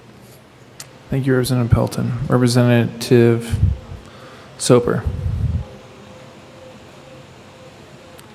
Thank you, Mr. Speaker. Members, I also rise in opposition to Senate Bill 87. I don't believe there's been a single bill that we voted on in this chamber in my 3 years of service that's resulted in more emails, more phone calls, more constituent outreach than this bill we're about to vote on. And the reason why? I represent more cows than people in House District 54. It's a vast agricultural district. We have everything from vineyards in Palisade and peach trees to hay, alfalfa, some row crops as far as corn and onions and potatoes. It's very diverse. And a lot of people make their living off of agriculture, and they're scared to death what Senate Bill 87 brings. It brings at least a 12 to 20% increase in labor costs. And for a lot of my constituents in agriculture, they are the small family farm, the small family ranch. I'm also reminded of what John F. Kennedy once said. The farmer is the person who buys retail, sells wholesale, and pays the freight both ways. Farming has certainly never been easy, but certainly with the onslaught of bills like this and ballot initiatives that we see on the horizon and rumors here and there, those engaged in farming and ranching are really worried. They want to do the right thing. As a matter of fact, I actually hadn't really heard from anyone who pays below what's being anticipated by this bill, which is a good thing. But certainly when it comes to the fact that farming is unique, it's like other jobs where there are times when you can't take a break when you're in the middle of doing something. It's not like a factory where every hour, on the hour, you can take your 5-minute break. There are times when, just like us here in the General Assembly, we have to work through lunch. Yes, you'll catch a sandwich when you can. But farming is such that there are things that you want to take advantage of when the weather's right, and when the weather's not right, that's a good time to go do something inside. I'm probably one of the few members in the chamber who's actually been an egg laborer. For 6 summers, I picked Olathe sweet corn. Some of the corn was actually on the parents' property of one of our members here. It was hard work. Wake up at 4 a.m., would be in the fields anywhere from 5 to 6 a.m. And depending on the morning dew that you can have, or sometimes the late summer rains that always occur right before sunrise to soften up the ground, you sometimes got tractors stuck. Sometimes got the other vehicle stuck that you needed for picking corn out, and then you had to pull them out. Something always breaks down. Something doesn't quite go right. But when it does go right, tassels are topped and you're out there picking. You're working hard. Yes, it gets hot by the middle of the day, but that's also why you start early, is so that it can be cool. But there's a limited time during the year to be able to pull that particular crop out, whether it's corn or peaches or other crops. And you want to be able to get that crop out of the field when it's ripe, so that it can be in the grocery stores, so that you and I as consumers can be able to enjoy the best that Colorado has to offer. But what this bill also anticipates is unionizing, collective bargaining, and striking. And I certainly worry about having a strike in the middle of harvest season, because already it's very difficult to find labor in any category. It's especially hard right now to find good agricultural labor. And that's why a lot of our farmers and ranchers use the H-2A program, and we bring in foreign labor. But it certainly can frustrate the harvest season if the crop is being held hostage by a strike or the threat of a strike. It may cause a farmer who's already on the edge to make that very difficult decision of, do I lose money by just abandoning the crop, or do I lose money by paying more and getting it out?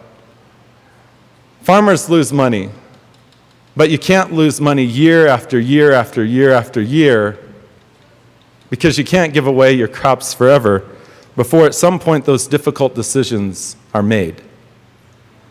And these are some of the things that I worry about in here. I also worry about how it's going to impact the H-2A program, as we talked about during second reading. That also is American diplomacy. But what I've heard from our H-2A workers, because I know a handful of them, they come up here, they want to work hard during the harvest season to make a pocket full of cash and to go back to their home country, because the American dollar is king. And they're using that to improve their lives. These men and women are farmers back in their own country. They tend to expand their own fields, their own herds. They use what they earn to develop a better life for their kids, to send their kids to college. Some eventually also come here to the United States as well. But it's that American dream that I fear is going to be cut short for some with this bill. Unintended consequences are something we need to think about. It's something that is very real, but it's also the American dream of the farmers. For a farmer or a rancher, it's not a career, it's a lifestyle.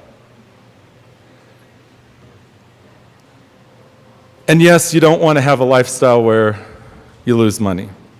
No one wants that. But it is a lifestyle where you may be up in the middle of the night in calving season on the western slope that's in the winter. I learned from one of our colleagues on the Eastern Plains it's a different time of the year. But you can't say that certain things are so scripted and mandated because depending on what time of year it is, there's going to be different hours you're going to have to work. Some longer, some shorter. It's not constant work. It's very unique work that comes with agriculture. And I do not believe Senate Bill 87 takes that into account. What I see in Senate Bill 87 is a bill that's been written by people who never were in agriculture. And I worry about what that's going to result in for our farmers and ranchers. I worry about our family farms. I don't want to see them have to sell out to corporate farms like they have in California. It's part of our landscape. It's part of our heritage. It's also environmentalism. A small family farm provides a lot of good environment for plants and animals that aren't the ones that they're growing. And members, if there's one thing Representative Sober, you have 1 minute remaining. Thank you, Mr. Speaker. And members, if there's one thing I just want to drill in my last few seconds left here, is that please consider all of Colorado. Please consider rural Colorado. Please consider our farmers and ranchers with your vote. Please vote no on Senate Bill 87. Thank you. Representative Rich. Thank you, Mr. Speaker. I rise in opposition to this bill. This is a sad day. I grew up knowing that farmers were held in high esteem. That's not the case today. This tears at the very fabric of our country. And like one of my colleagues said, I feel kind of the same way that I did in 2019 when we destroyed oil and gas, and this is the destruction of agriculture with this bill, or the beginning. The rural-urban divide continues. My father taught me to always respect the farmers. He worked with farmers as a produce, he owned a produce company, and he worked with farmers all across Texas and also in the San Luis Valley. And gosh, he would be disappointed today. I know this bill is going to pass because it can, but it's a sad day. I wish you'd vote no. Representative McCluskey. Thank you, Mr. Speaker.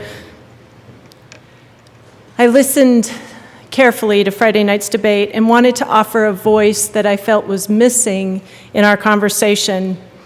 It's a brief statement from one of my constituents. I'm a farm owner, employer, and I worked for many years before this as a farm worker. I'm proud of our current employment practices, the wages we pay, and the people we support. It's not always easy, but we know we must look out for everyone on our farm for the business to be successful. However, just because we try hard to be a good company, it doesn't mean that there isn't need for reform in our industry. I'm glad to see that there will be new protections for workers and that we will have an opportunity during the rulemaking process to bring all stakeholders to the table. Workers and farm owners are two slices of the pie that both receive a marginal piece of the overall food dollar. And this is where I believe the heart of our real issue is in this state. My constituent goes on to say, I hope that in the future our conversations can turn towards overall farm viability to benefit both the farmer and the worker, especially in Colorado where a volatile climate and short growing seasons offer so many serious challenges. My guess is that Colorado producers and farm workers may both ultimately lose to an ever-consolidating national and international landscape of producers, manufacturers, and markets.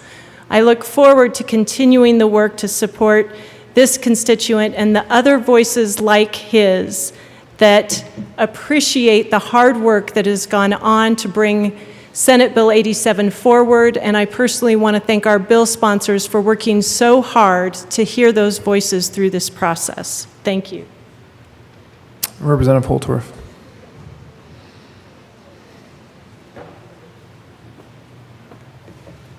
Thank you, Mr. Speaker. To my colleagues in the chamber, the future of Colorado agriculture is now going to change.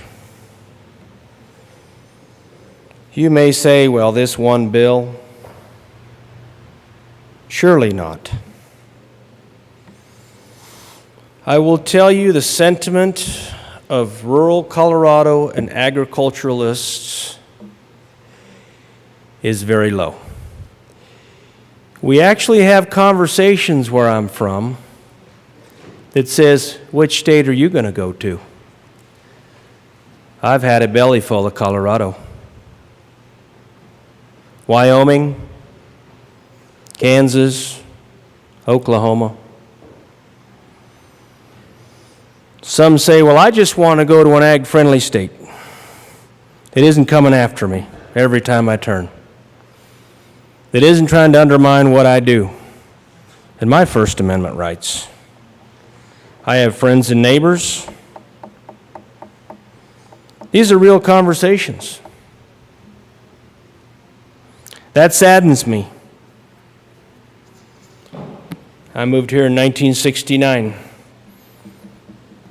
A little boy, couldn't even speak English. And landed on a little place called Buffalo Springs. And what a great experience that is, living on a ranch. But it's getting harder and harder with each passing generation. And this bill adds more weight to the back of that mule. One might say, well, 20% increase in labor, what's that? Well, when your margins are 5 to 15, it's a lot. I don't make this up.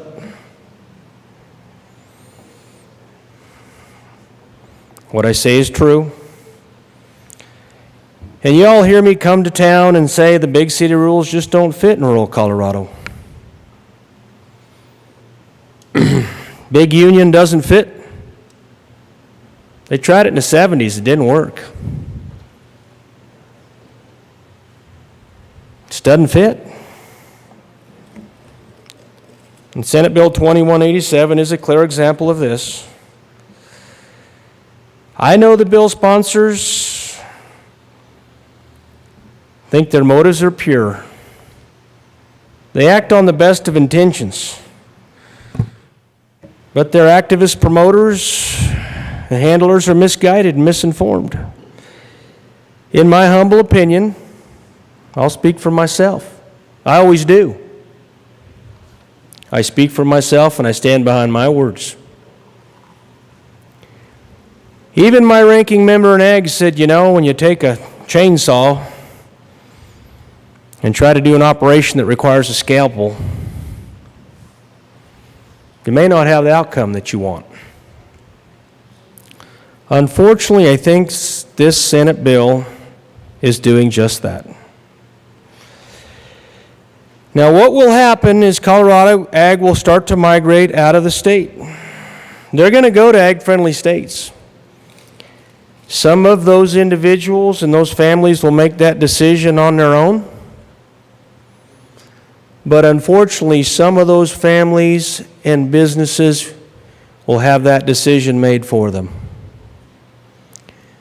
There are very few people in this chamber that know that better than my mentor and the ranking member of the Ag Committee in my party. He and I have sat and talked.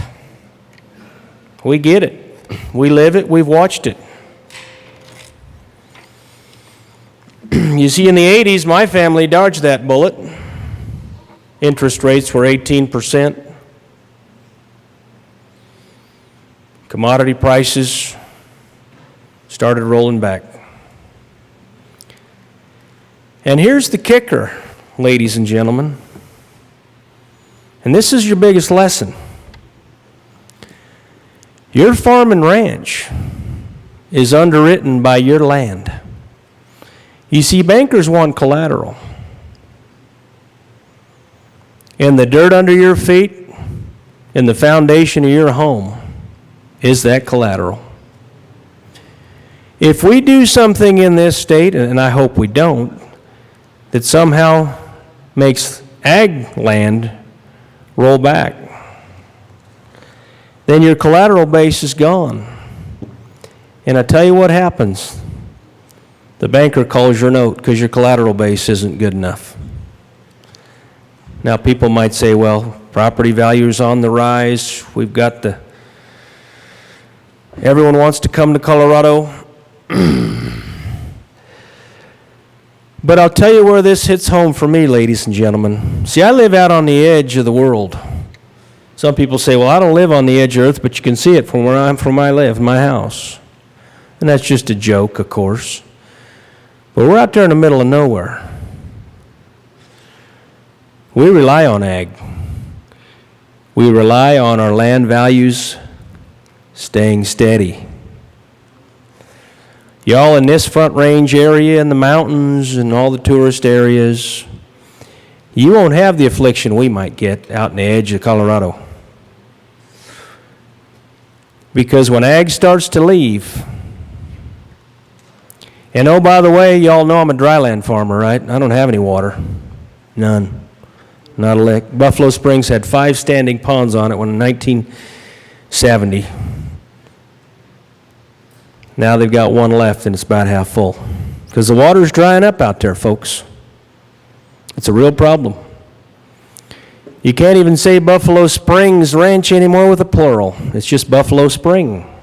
I don't tell anybody that, but y'all know it now. But if the land values go away, we're in trouble. We're in trouble out there in House District 64 at the end of this state, bordering 3 states, New Mexico, Oklahoma, Kansas. Representative Pelton's in trouble out there if the same thing happens in Sedgwick County, which is the county that's in the farthest northeastern corner of his district. I won't talk about Baca County or Kiowa County. He can talk to Cheyenne County and Kit Carson County, Yuma County. I've been to all of them. Know folks in most of them. But these unintended consequences, and I hope I'm wrong, I hope that Colorado doesn't start feeling the unintended consequences of what we will do tonight. My heart is saddened. We've tried to explain to everybody here that maybe there's a different way, a different direction. And still, we continue the journey. So tonight, my heart weeps for House District 64 and my rural people. Thank you. Representative D. Valdez.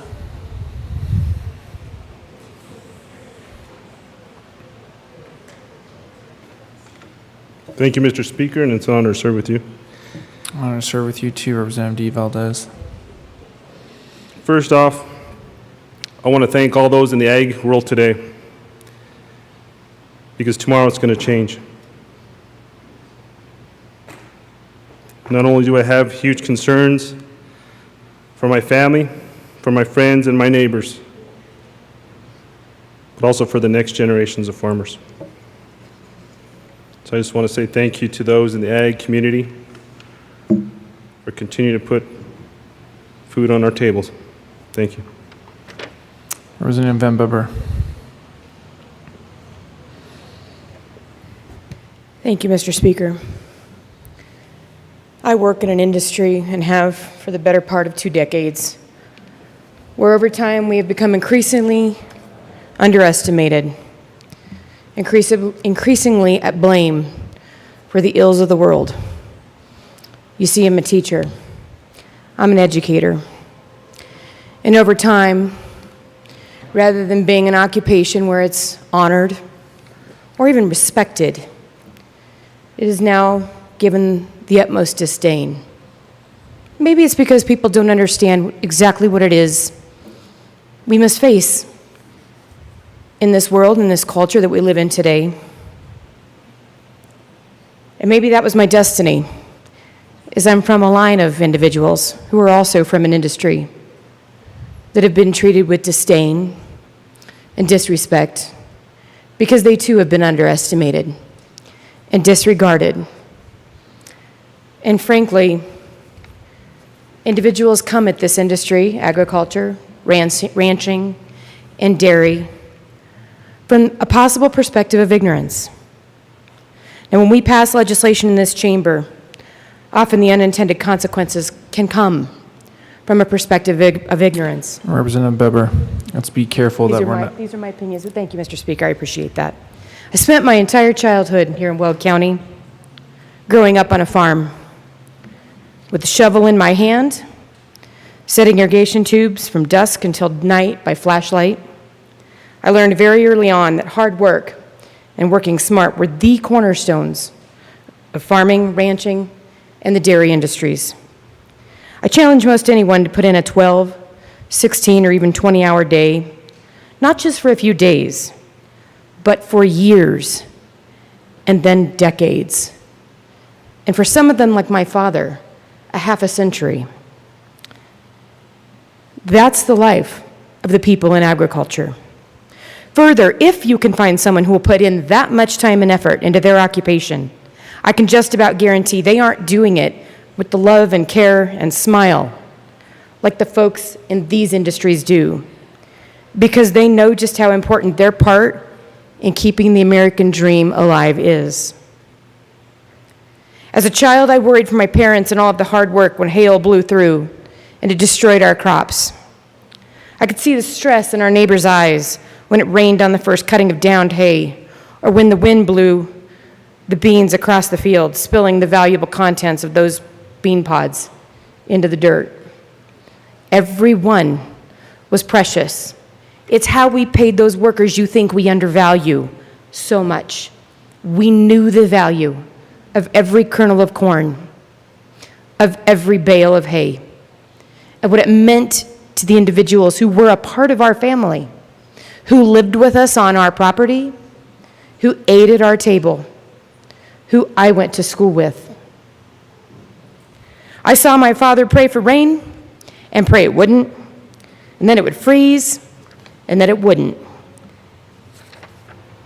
Timing is everything in farming, and with the technology of today, it is still an art form to be able to ensure that all the intricate details of this career move in concert in order to be able to keep this county, my county, full of farmers, dairymen, and ranchers as one of the top producing counties in the nation. I ask you as a chamber to reflect upon what it is you're about to do. The year this legislation was passed in California, 17,000 family farms died that year. This industry and the people that work in it have been severely underestimated in some of the greatest ways possible in this chamber, and Colorado will never be the same. The legislative analysis of this industry that this bill represents means that many of the people that I love will lose their businesses that are generational, that were the calling of a family line and a legacy. My father was a farmer. Our neighbors were farmers, ranchers, cattlemen, and dairymen. And that expertise and that title meant they were botanists, horticulturists, chemists, businessmen, businesswomen, transportation experts, inventors, meteorologists, stock market and future analysts, investors, event planners, mathematicians, scientists, job creators, etymologists, geologists, and structural engineers. Farmers must also be experts in technology today on more levels than you would possibly be able to understand. And they must also be biologists, experts in podology, and even more important, ethology. Representative Van Bebbert, I'm trying to give as much leniency as I can, but this is not to Senate Bill 87, so can we try to make it to the bill? It is, because this is the end of an era. But thank you. Not everyone can work in agriculture. That workforce, that occupation, my legislative colleagues, is reserved for the most intellectually, physically, and emotionally capable people on the planet. These are the people I'm deeply proud of and that I've been a part of my entire life. And the reason I say all of this, the reason it pertains to Senate Bill 87, is because this bill does not take into account much understanding of those who cherish the thought of feeding the world. Minority Leader McCain. Thank you, Mr. Speaker. I'm sure proud of the folks that I work with. Proud that so many people came down to share what they knew was important. Not what they thought was important, but what they knew was important for others to hear. Proud that out of a group of 24 of us comes a shared will to make sure that what concerns us about the state we love gets communicated here. What concerns us about the effect of a bill like this. And, you know, I came to Colorado as a hired man. I came out here because I'd spent years in corporate aviation and thought, you know, I want to go finish a degree, and I found a job on a place half section up by Wellington. In fact, this is sort of the language that you hear spoken in our caucus is, it wasn't near Wellington, it was near where Waverly used to be. And Waverly was the town to the northwest of Wellington that had a school at one time and had a volunteer fire station at one time. But then small family farms sold out and bigger folks took them over, and the school went away, and the fire station went away. I came here as a hired man, and I did not for a minute think that I shouldn't work a 16-hour day. And it wasn't because I was being forced to, it wasn't because there was some requirement that I do so. It was because that's what the work required. That meant that you got up early and you started running water. And when you were done running water, you went and made sure that the horses were turned out. And when you were done with the horses, you went up to the top field and cut hay. And that was okay, because that's what we did.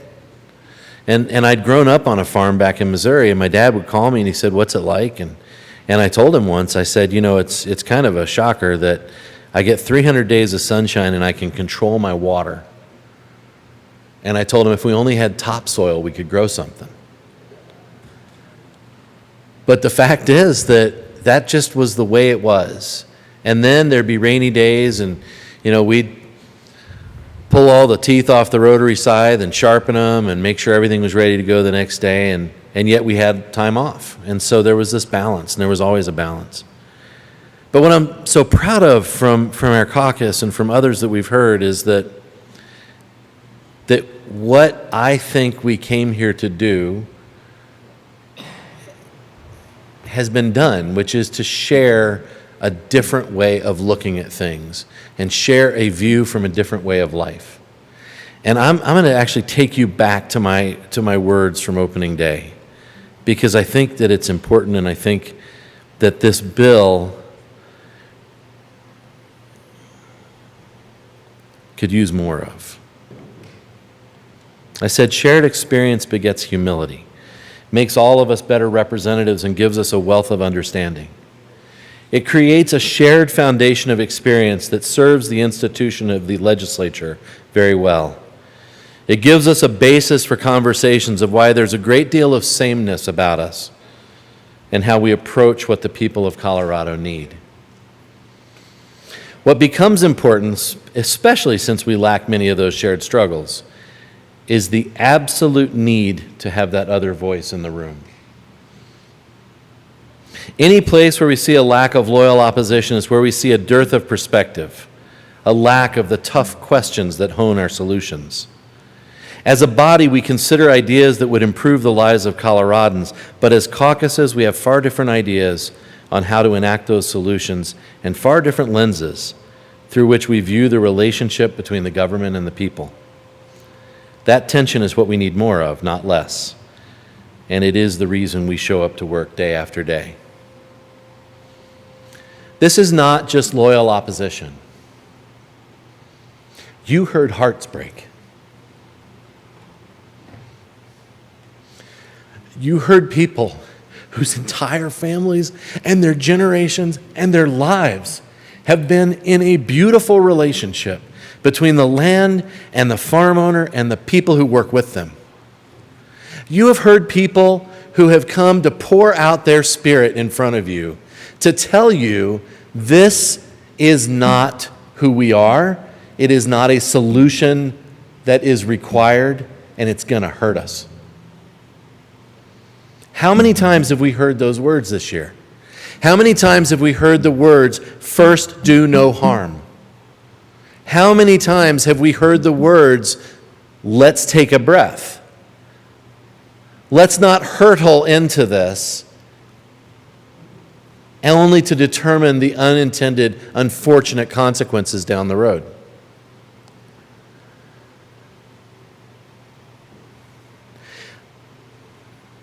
I do urge a no vote on this bill.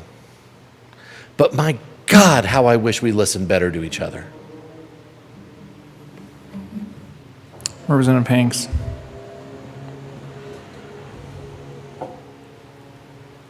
Thank you, Mr. Speaker. I appreciate the opportunity to say a few words on this. I am in staunch opposition to this bill.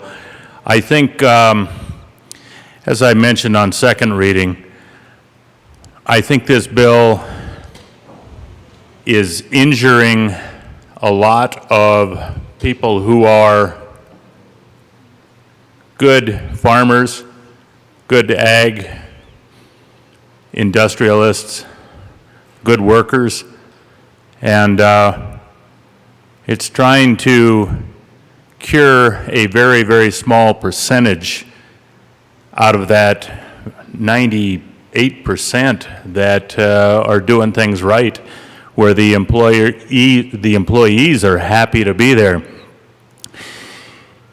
This bill kind of reminds me of somebody who'd drive their car into a telephone pole to kill a fly that's on the inside of it. It just doesn't make any sense to me. I've done some work in ag. I haven't done the big land spreads that some of the other speakers have brought out here, but my folks had a tree farm, nursery, and one of the most striking things about this bill that didn't get talked about, at least while I was in the chamber, was the short-handled hoe situation.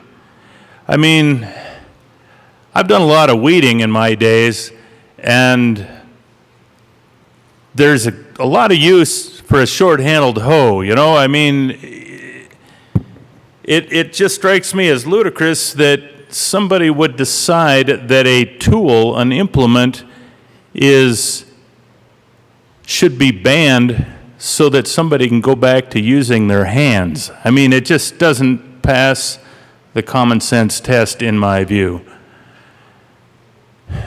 it goes back to, I guess, I've said this about coal. The only thing worse than coal, perhaps, is no coal. Well, you can say that about a short-handled hoe, too. The only thing worse than having one of those and having to use it for a while is not having one and crawling around on your knees.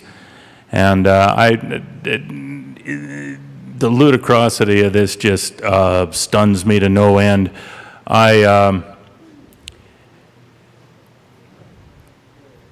I've got a lot of sympathy for people who are going to have to try to implement this and have to work around it. It's, and it's a proud profession. I mentioned that, and I talked to my colleague, Representative Will, and I mentioned this on second reading, but it bears repeating. A lot of these people that are sheep herding up in the hills started off as herders. Now they are owners.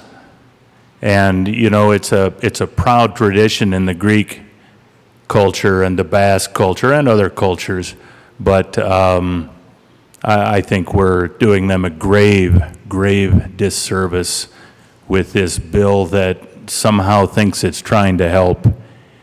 I think we're digging them a ditch, digging them a grave, and I urge a no vote. Representative Duran. Thank you, Mr. Speaker. I sat up here for 2 nights listening to both sides.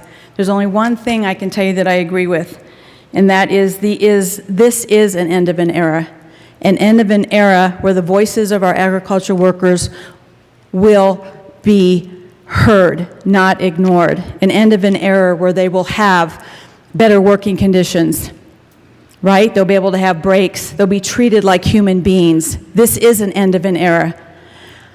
My mother is a first-generation Mexican-American. My grandparents were migrant farm workers. And you know what? They fought just to have sanitary conditions, drinking water, breaks, just humane treatment. I just can't even believe the conversation we're having up here of how this is going to end an era, how this is really going to be bad for our farmers, our ranchers. We have yet to talk about our agriculture workers who are out there day in and day out suffering. We heard stories in committee. There was a woman there that her husband has a health condition, and she really takes care of the family and is the main breadwinner. And we heard really actually some of the gruesome details as to the lack of fresh water, the breaks that she didn't get. I mean, I'm sure there's some good farmers and ranchers that are out there, but they're not all good. And we need to think of the bigger picture. So when I stand here hearing how this is a devastating end to an era, I hope it is. I hope it really is for our agriculture workers. I hope that we're all standing up here proudly, fighting for them, fighting for their voices, to making sure that no longer will their voices be dismissed. No longer will their working conditions be dismissed. No longer will they be treated like second-class citizens. When I think of the American dream, I do think of my grandparents and I do think of my parents, because you know what? A lot of those farmers and ranchers were built off of their backs. And they were proud and they worked hard. They never complained. They did it day in and day out. And they taught us that when you hit the bottom, that's when you even work harder. That's the foundation in which you build. I ask you to vote yes on this bill and to remember that we are doing something good here. Thank you.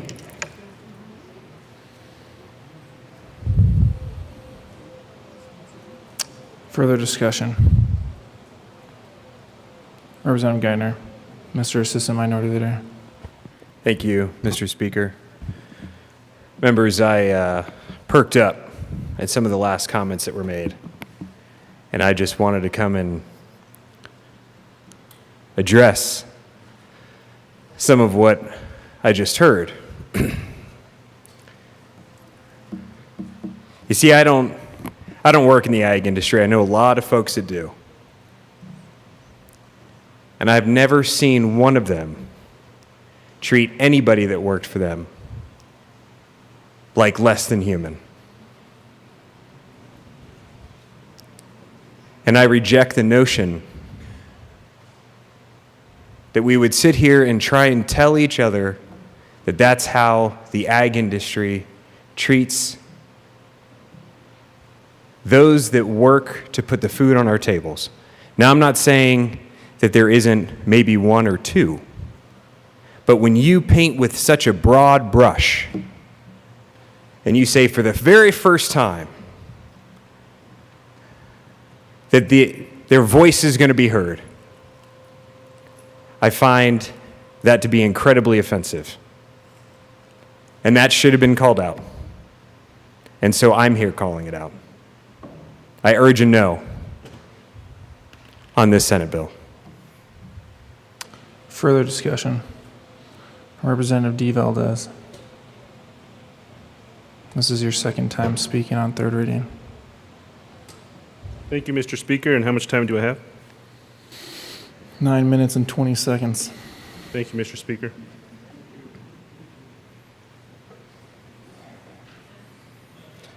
As I started off earlier,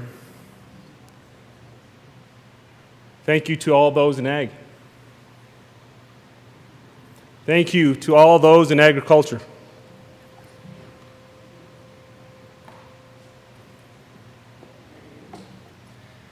Yes, that includes gardeners. Yes, that's those who grow their own food. And I challenge each and every one of you to grow your own food.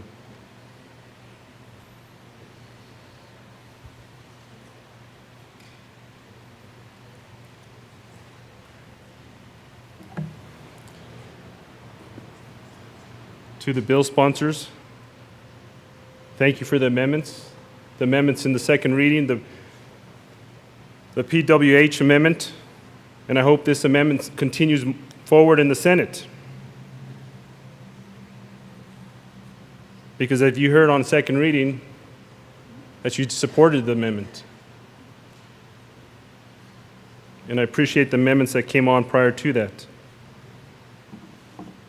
And as this bill continues to move forward with rulemaking, I hope everyone's involved and invited to the table. Because if you're not at the table, you're on the menu. And I wished I was involved in this bill at the first meeting.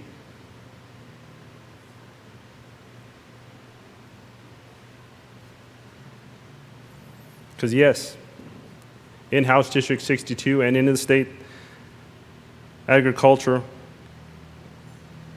is a huge commodity.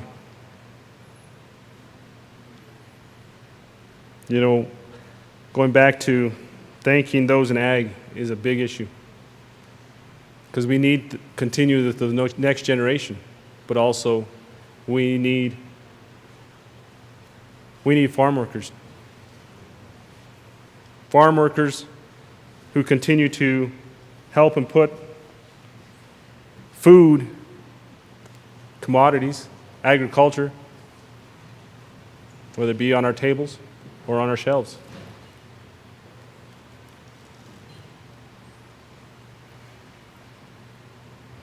And I know this is a hot topic because it's been a hot topic ever since day one in this session.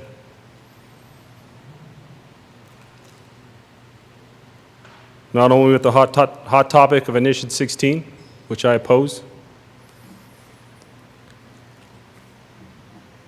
and with that, I yield my time, Mr. Speaker. Thank you. Thank you, Representative D. Valdez. Representative Well. Thank you, Mr. Speaker. How much time do I got? 10 minutes, Representative Well. Thank you. I want to come up and say, you know, we did all the debating on seconds, and I did want to come up and say that this, I'd ask for a no vote on this bill. And I don't want to rehash a lot of things we've talked about, but, you know, probably no one was listening when I talked on seconds and when I talked about one of the migrant workers that saved both of my children. And I don't know if any of you were listening when I was talking about that. You know, and then I went on to say that that migrant worker's daughter taught two of my grandkids second grade. and that his other son's still in the military, serving our country. But one story I didn't share is we talk about, I've never witnessed any of the second-class citizen stuff that's been talked about. You know, we've all been part of the family that I've seen and all that. But one particular friend of mine that was in the sheep business had not a huge amount of sheep, but around 3,000. And he had his herder would come up from Mexico every year to herd his sheep. And he come up here because he could make good money and go back to Mexico. And got to visit with him one day, and his sons took care of his ranch in Mexico, and he owned 5 times more sheep than the guy he was up here in Rifle working for. 5 times the number of sheep in Mexico. So they come here because they're trying to better themselves or better the, you know, make the money to go back home and spend. But so it's not all about, you know, just poor downgrading people trying to lift themselves up. Some of that is, and I understand that. They're for a better life for their family. I understand that. But this, part of the reason I'm here is I came to the legislature hoping to maintain our way of life and our heritage from the district I represent and where I come from. And so this is a kind of a tough pill to swallow, I'll admit, with this bill, because I think it'll hurt ag. I know it'll hurt ag. So I would please almost beg you to vote no on this bill. Thank you. Majority Leader Iskar. Thank you, Mr. Speaker. And members, I honestly don't normally come down on thirds. I just happen to not be able to speak on seconds because I was remote. When this bill was introduced, I was torn. It's not a secret that I fight every single day in this Capitol for workers' rights. But I also come from an area where I truly appreciate agriculture, where I truly appreciate the struggles of my local farmers. It's not a joke that I'm a champion of Pueblo chilies. I'm a champion of Pueblo chilies, and I push for Pueblo chilies because I know what that means for my area. I know what that product and those farmers and the people that those farmers employ mean to my area. I struggled. I want to stand here and thank not only the sponsors, but the people on both sides of this issue who literally came together for hours, hundreds of hours, from before session to this last week, coming together to figure out a way that we can move forward. This bill isn't exactly how the advocates wanted it to be. This bill is also not exactly what the opponents want this bill to happen to this bill. It went through the process, the stakeholder process. When you talk about wanting to be at the table, I'm proud of the people that they brought to the table because they all came by my office to make sure they had a space at the table. I never once told any of them if I was for this bill or against this bill. I told them the truth, that I was absolutely torn and that I needed them to continue talking and working together. Not every sector, not every farm has an issue with how they treat their workers. But there are some where the issues that have been brought forward in this bill are actually truly happening. And we have to acknowledge that, and we have to write that.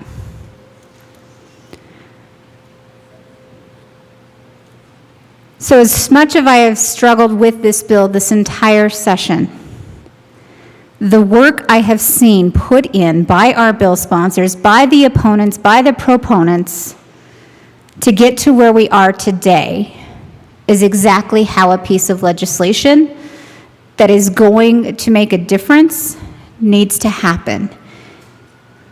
And I just want to thank everyone for not giving up. And I want to thank everyone who did come to the table and listen to each other. I know for a fact it wasn't easy on some days.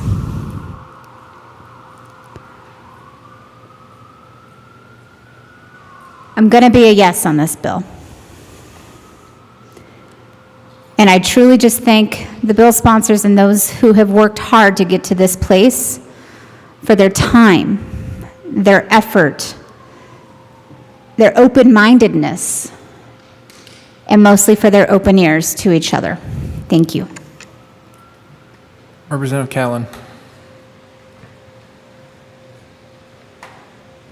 Thank you, Mr. Speaker. It's an honor to serve with you. Honor to serve with you too, Representative Callan. Thank you very much. Well, folks, we've heard an awful lot. 2 full nights, back and forth, 2 full nights. We haven't settled anything, but there's a couple of things I wanted to just go over. I got a text from my youngest son just a few minutes ago. Dad, would you say something for Tio Felix? Tio Felix is a man that's been on that farm for 26 years. These kids of mine have never known him, never known it without him. He's part of the family. He started out as a hired man. I don't know if I told you before, but when it came time to bury my mom, my dad asked me if I thought it would be okay for Felix to help carry my mom to the grave. Well, you know, of course I thought that would be fine, and he did. When I asked him if he would help, he broke down and cried. So I want you to know that there may be operators that treat people less than, and I've said that before. I would like to root them out and find them. Because that kind of activity in this day and age is totally unacceptable. And I don't think there are a lot of them. And if this thing will help with that, fine. But I do think we're going a little too far, a little too fast. That's one of my favorite mantras down here is we're going too fast, guys, slow down a little bit. But I wanted to make a couple of things clear. You know, we talk about not paying enough wages and some of those kind of things, but one of the things we need to be aware of is that our system today, as Americans, we pay less of our income for food today than we did in the 50s and 60s, percentage of our income. Our system is not built for producers or for our labor or for our laborers. It's built so that that ag crop, when it leaves the gate, everybody that touches it after that makes more money than the people who produced it. If you put a loaf of bread in a sack, you get paid more than the guy that raised the wheat to put the bread together. You know, we don't have a Madison Avenue public relations firm that works simply for agriculture. You know, our economic multiplier has never gotten to the point of 7 or 8, a lot like tourism does. How many times did that dollar go through people's hands before it leaves our community? Our multiplier is 1 or 2. We're not the sexy industries. We're not those that make the shinies and all the cool things that go. But one of the things about us is we sit at the edge of town quietly doing what we do, and hold up the communities that we live in. And we do that much better than corporate ag ever will. Today, not simply because of this bill, but partly because of the way our communities have decided they want to function, is that we're going to take a manufacturing template and superimpose it onto an industry that has never even thought of that. We'll see how it works. I've heard the word hope, that the rulemakings will work. I think the only way rulemaking will work is if the producers and the labor are both there. I think you're going to find at these rulemakings that the producers that come to those are going to tell you, we do want to root those bad apples out. We do want that stopped. We do want people treated with dignity. Truthfully, I have never seen any of the things that were mentioned in any of the hearings that I was at. Do I believe them? Certainly. I don't think people would come to this building and lie. But I don't think that it's as epidemic as what may be insinuated. I truly hope that it is not. Because you see, it's a very honorable profession that I'm in, that my dad's in, and every cattleman before me was a farmer. And we have taken very good care of the people that have helped us. The farm that I come from has helped a good number of individuals become American citizens at the expense of our farm, because they wanted to be citizens. We helped them do that. There's a dump truck company in Denver today with a man that came from our farm, and his boy is a career military officer, American as you can get. So I want you to know that we are listening, and I think you'll see some real effort put in by the producers in the state of Colorado coming to these rulemakings, as long as those rulemakings are held open and that diverse voices can be heard and will be heard. You know, agriculture is a little antsy right now because they don't know for sure how things will go. I've had a number of calls and people that are concerned. But one of the things that I want you to think about is that we've done surveys in the state of Colorado for years. And agriculture is one of the most respected, most trusted, and highly thought of industries in the state of Colorado. Yet, people think that we are abusive. Some people think that.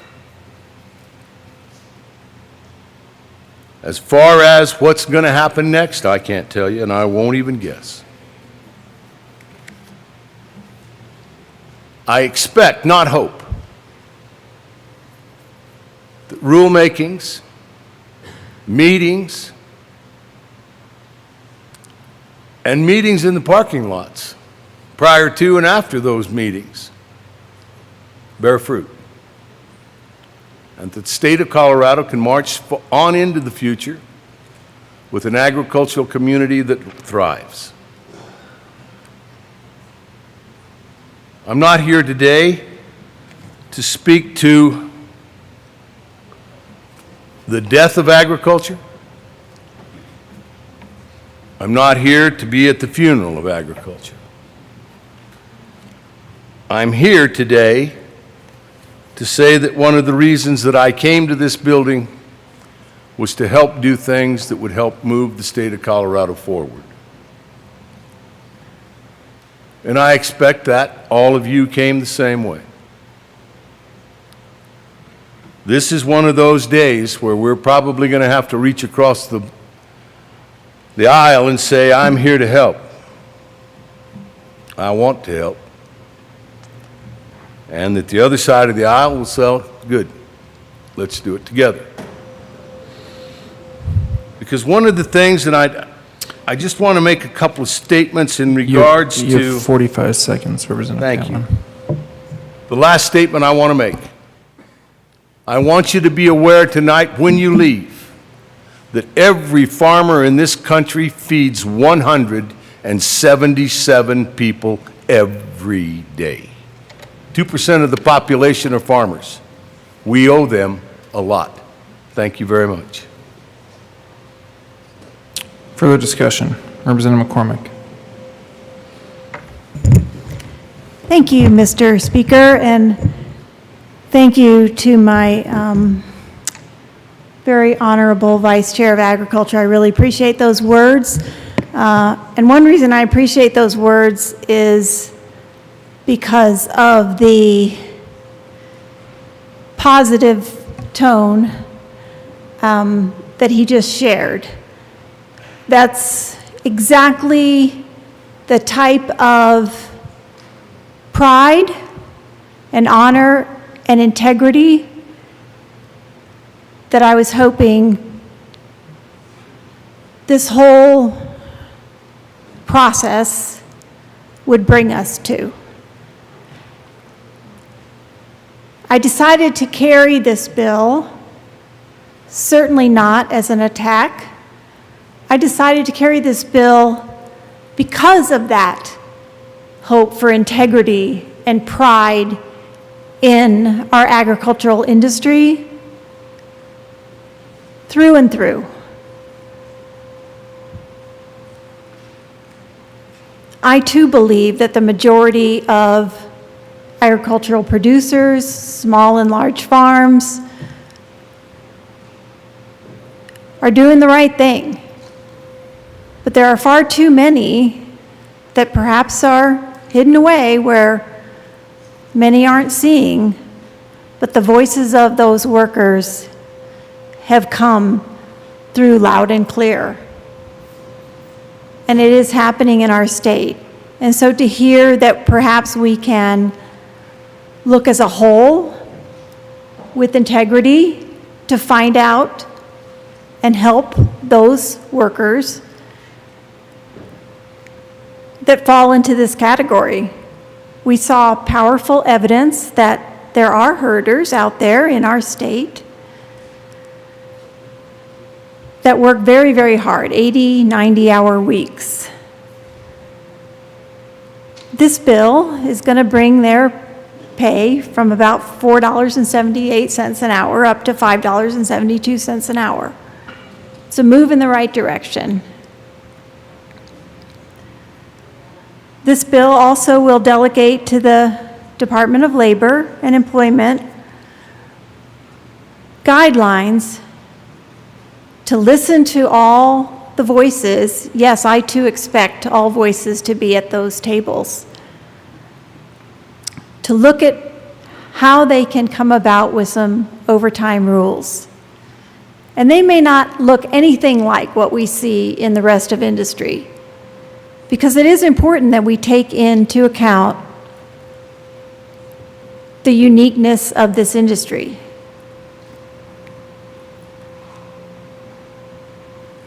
Through this process, through the Senate and the House, there were many, many compromises on both sides, lots of things that were given up in the spirit of that compromise, things that were sent to rulemaking to allow for that input of more voices.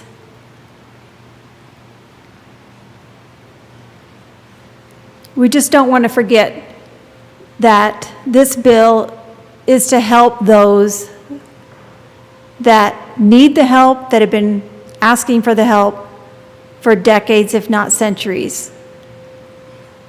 It may be a small portion of the industry, but it's critical that we do this.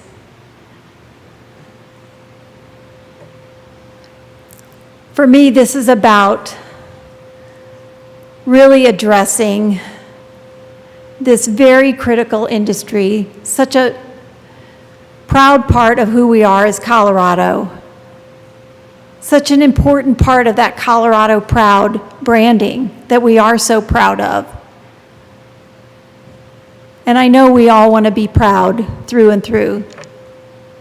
I urge your support on SB 87 tonight. Thank you. Thank you, Representative McCormick. Is there any further discussion on Senate Bill 87? Seeing none, the question before us is the adoption of Senate Bill 87 on third reading and final passage. Mr. Gregorio, please open up the machine, and members, please proceed to vote. For those participating remotely, Representative Williams, how do you vote? No. Representative Williams votes no. Representative Tipper, how do you vote? Yes. Representative Tipper votes yes. Representative Ortiz, how do you vote? Yes. Representative Ortiz votes yes. Representative McLaughlin, how do you vote? Yes. Representative McLaughlin votes yes. Representative Ricks. Please close the machine. With 40 aye votes, 24 no votes, and 1 excused, Senate Bill 87 is passed. Co-sponsors.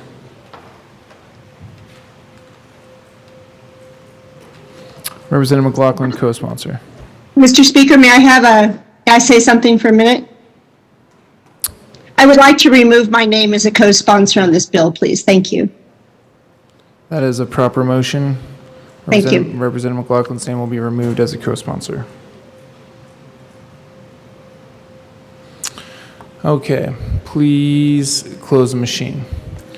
Mr. Gregorio, please read the title of Senate Bill 246. Senate Bill 246 by Senator Fenberg, also Representatives Valdez and Froelich, concerning measures to encourage beneficial electrification and in connection therewith, directing the Public Utilities Commission and Colorado Utilities to promote compliance with current environmental and labor standards and making an appropriation. Majority Leader Eskar. Thank you, Mr. Speaker. I move Senate Bill 246 on third reading, final passage. Question before us is the adoption of Senate Bill 246. Seeing no further discussion, Mr. Gregorio, please open the machine and members, please proceed to vote. Representative Williams, how do you vote? No. Representative Williams votes no. Representative Tipper, how do you vote? Yes. Representative Tipper votes yes. Representative Ortiz, how do you vote? Yes. Representative Ortiz votes yes. Representative McLaughlin, how do you vote? Yes. Representative McLaughlin votes yes.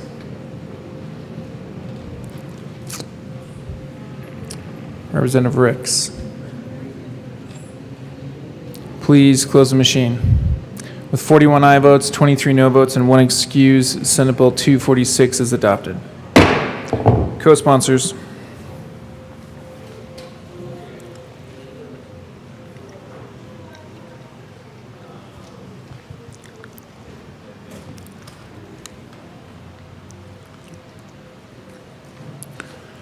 Please close the machine. Mr. Gregorio, please read the title of Senate Bill 190. Senate Bill 190 by Senators Rodriguez and Lundin, also Representatives Duran and Carver, concerning additional protection of data relating to personal privacy. Majority Leader Eskar. Thank you, Mr. Speaker. I move Senate Bill 190 on third reading, final passage.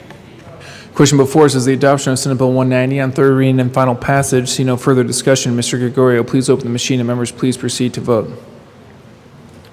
Representative Williams, how do you vote? No.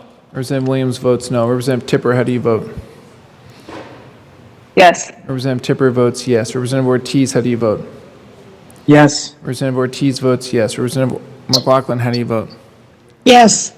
Representative McLaughlin votes yes.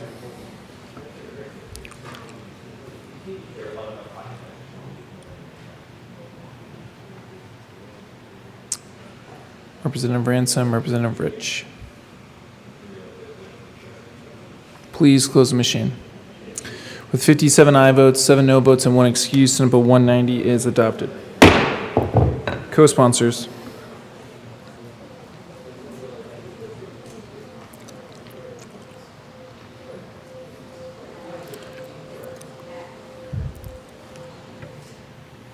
Please close the machine. Mr. Gregorio, please read the title of Senate Bill 272. Senate Bill 272 by Senators Hansen and Fenberg, also Representative Burnett, concerning the operations of the Public Utilities Commission and in connection therewith modernizing the Commission's statutory directives regarding distributed generation of electricity, requiring additional disclosure from interveners in adversarial proceedings, and providing the Commissioners with access to independent subject matter experts. Majority Leader Escar. Thank you, Mr. Speaker. I move Senate Bill 272 on third reading, final passage. Question before us is the adoption of Senate Bill 272 on third reading and final passage. See no further discussion. Mr. Gregorio, please open the machine and members please proceed to vote.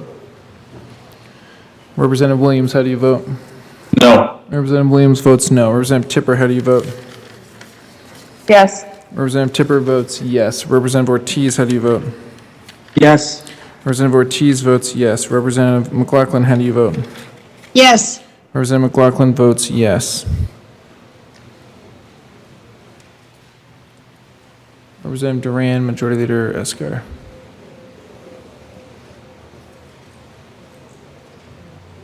Please close the machine. With 40 aye votes, 24 no votes, and 1 excuse, Senate Bill 272 is adopted. Co-sponsors.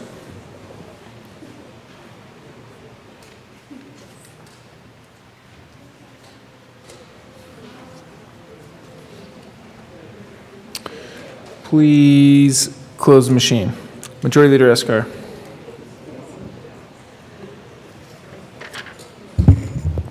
Thank you, Mr. Speaker. I move for the immediate consideration of the Conference Committee report on House Bill 1065.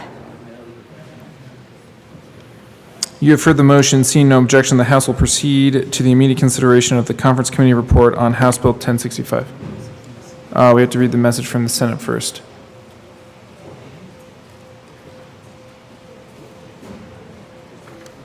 Mr. Gregorio. Mr. Speaker, Message from the Senate will be buried in the journal.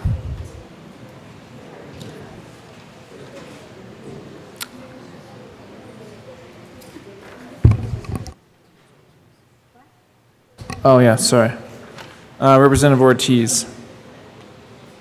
Mr. Speaker, under Joint Rule 6 Bravo 4, I move that the House reject the first report of the first conference committee, discharge the first conference committee for House Bill 21-1065, and that a second conference committee be appointed.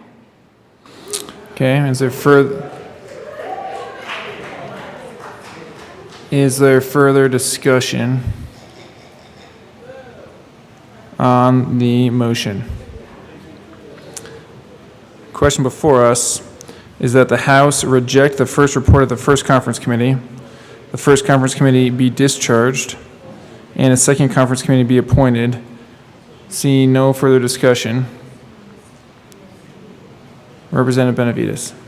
Yeah, I know people are not certain, and I know Representative Ortiz can't see all the concern, but we have to make one additional change, so all the members, or most of the members, agreed to have the conference committee meet again to consider one change that the department told us would be difficult if we did what we thought we were going to do. Does that make sense? Sure. Is there any further discussion? Seeing none. Okay. Further discussion? Okay. No. Seeing no further discussion. Mr. Gregorio, please, everyone know the motion that's before them. You want me to restate it? Okay. The motion before us is that the House reject the first report of the first conference committee, the first conference committee be discharged, and a second conference committee be appointed. Seeing no further discussion, Mr. Gregorio, please open the machine, and members, please proceed to vote. Representative Williams, how do you vote? Yes. Representative Williams votes yes. Representative Tipper, how do you vote? Yes. Representative Tipper votes yes. Representative Ortiz, how do you vote? Yes. Representative Ortiz votes yes. Representative McLaughlin, how do you vote? Yes. Representative McLaughlin votes yes. Representative Burnett.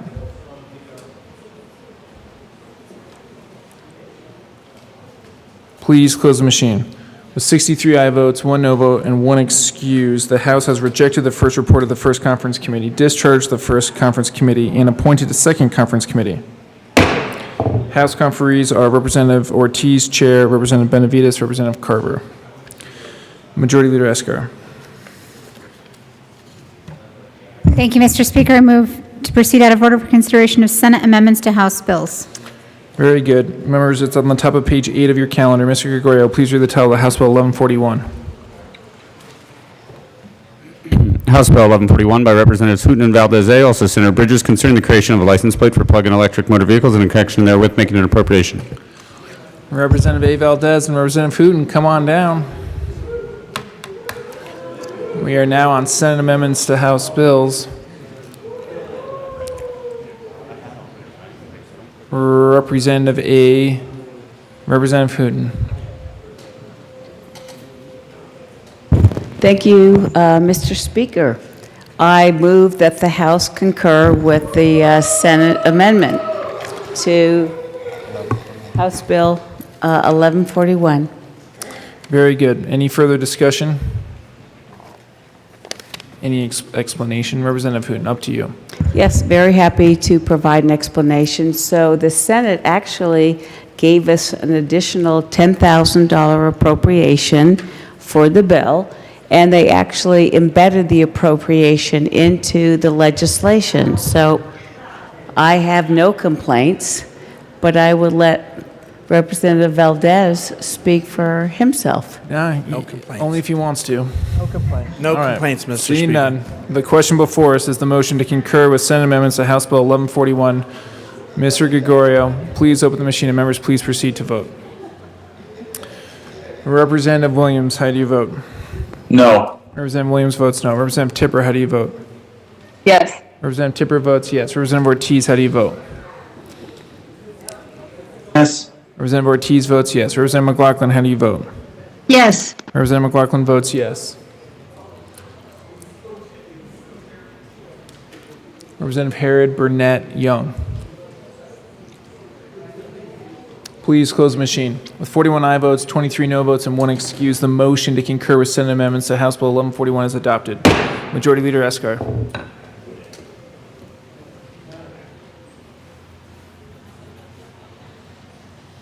Thank you, Mr. Speaker. I move for the repassage of House Bill 1141 as amended. The question before us is the adoption of House Bill 1141 as amended. Seeing no further discussion, Mr. Gregorio, please open the machine, and members, please proceed to vote. Representative Williams, how do you vote? No. Representative Williams votes no. Representative Tipper, how do you vote? Yes. Representative Tipper votes yes. Representative Ortiz, how do you vote? Yes. Representative Ortiz votes yes. Representative McLaughlin, how do you vote? Yes. Representative McLaughlin votes yes.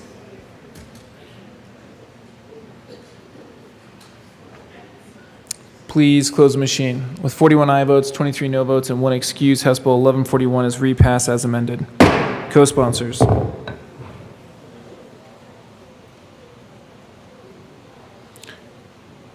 Please close the machine. Mr. Gregorio, please read the title of the House Bill 1181. House Bill 1181 by Representatives McCormick and Will, also Senators Simpson and Winter, concerning the creation of a voluntary soil health program and in connection therewith making an appropriation.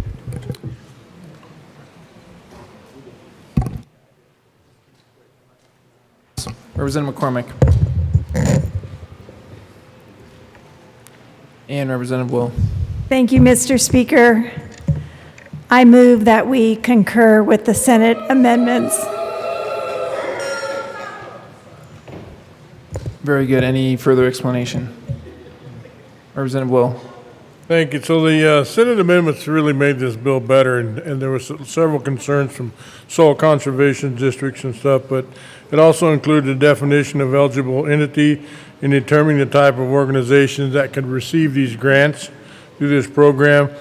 It strengthened the linkage between the advisory committee and the state's work on soil conservation districts by including an advisory committee. 2 members who are board members of the Colorado Association of Conservation Districts, and 2 members who are on the State Conservation Board, which really reinforced this bill, and it required the advisory committee to meet at least quarterly. So these are all good amendments from the Senate. Very good. Is there further discussion on the motion? Seeing none, the motion before us is to concur with Senate amendments to House Bill 1181. Mr. Gregorio, please open the machine, and members, please proceed to vote. Representative Williams, how do you vote? No. Representative Williams votes no. Representative Tipper, how do you vote? Yes. Representative Tipper votes yes. Representative Ortiz, how do you vote? Yes. Representative Ortiz votes yes. Representative McLaughlin, how do you vote? Yes. Representative McLaughlin votes yes.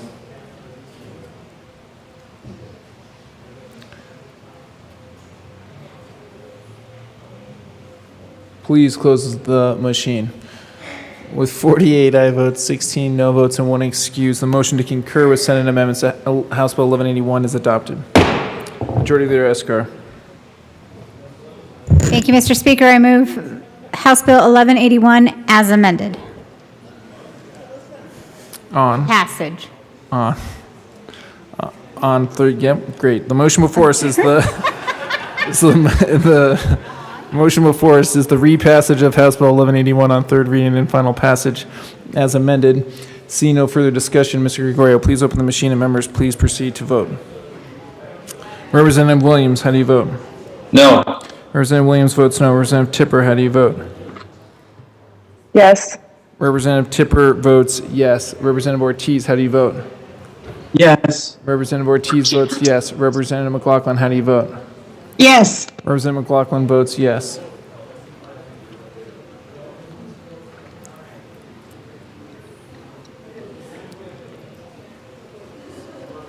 Please close the machine. With 48 aye votes, 16 no votes, and 1 excused, House Bill 1181 is repassed as amended. Co-sponsors.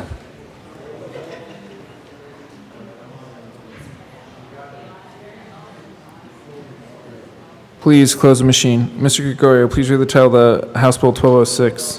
House Bill 1206 by Representatives Larson and Valdez, also Senators Moreno and Quorum, concerning the protection of critical services through the creation of sustainable Medicaid transportation safety requirements in connection therewith, making and reducing an appropriation.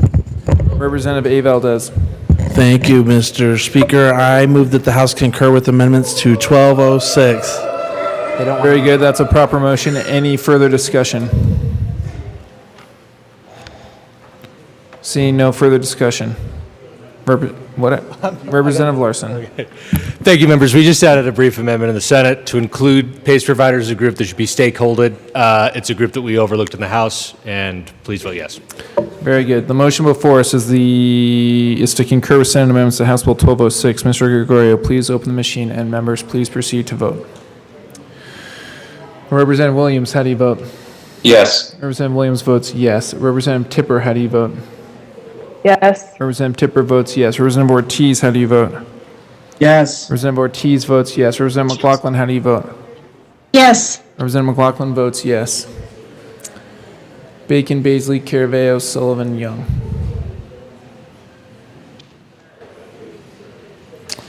Please close the machine. 63 aye votes, 1 no vote, and 1 excuse. A motion to concur with Senate amendments to House Bill 1206 is adopted. Majority Leader Escar. Thank you, Mr. Speaker. I move for the repassage of House Bill 1206 as amended. The motion before us is the passage of House Bill 1206 as amended. See no further discussion. Mr. Gregorio, please open the machine, and members, please proceed to vote. Representative Williams, how do you vote? No. No. Okay. Representative Williams votes no. Representative Tipper, how do you vote? Yes. Representative Tipper votes yes. Representative Ortiz, how do you vote?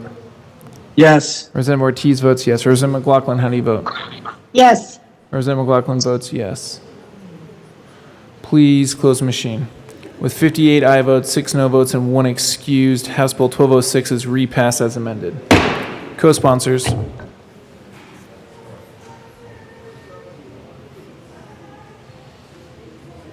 Please close the machine. Mr. Gregorio, please read the title of the House Bill 1242. House Bill 1242 by Representative McLaughlin, also Senator Donovan, concerning the creation of an agricultural drought and climate resilience office in the Department of Agriculture and in connection therewith making an appropriation. Representative McLaughlin. Thank you, Mr. Speaker. I move the House concur on Senate amendments to House Bill 1242. Thank you, Representative McLaughlin. That's a proper motion. Any explanation? Yes, it just added a little more emphasis to the effects of drought on Colorado water supply for rural Colorado and agriculture. Thank you very much. Seeing no further discussion, the question before us is to concur with Senate amendments to House Bill 1242. Mr. Gregorio, please open the machine, and members, please proceed to vote. Representative Williams, how do you vote? No. Representative Williams votes no. Representative Tipper, how do you vote? Yes. Representative Tipper votes yes. Representative Ortiz, how do you vote? Yes. Representative Ortiz votes yes. Representative McLaughlin, how do you vote? Yes. Representative McLaughlin votes yes.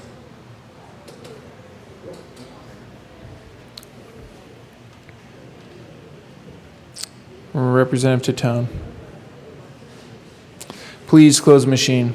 With 46 aye votes, 18 no votes, and 1 excuse, the motion to concur with Senate amendments to House Bill 1242 is adopted. Majority Leader Escar. Thank you, Mr. Speaker. I move for the repassage of House Bill 1242 as amended. Question before us is the repassage of House Bill 1242 as amended. See no further discussion. Mr. Gregorio, please open up the machine, and members, please proceed to vote. Representative Williams, how do you vote? No. Representative Williams votes no. Representative Tipper, how do you vote? Yes. Representative Tipper votes yes. Representative Ortiz, how do you vote? Yes. Representative Ortiz votes yes. Representative McLaughlin, how do you vote? Yes. Representative McLaughlin votes yes. Please close the machine.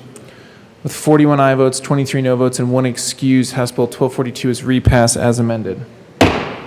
Co-sponsors.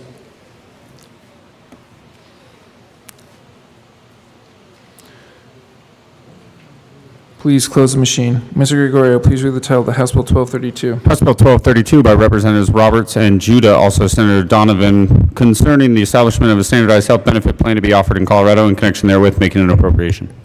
Representative Roberts. Thank you, Mr. Speaker. I move that the House concur with Senate amendments on House Bill 1232.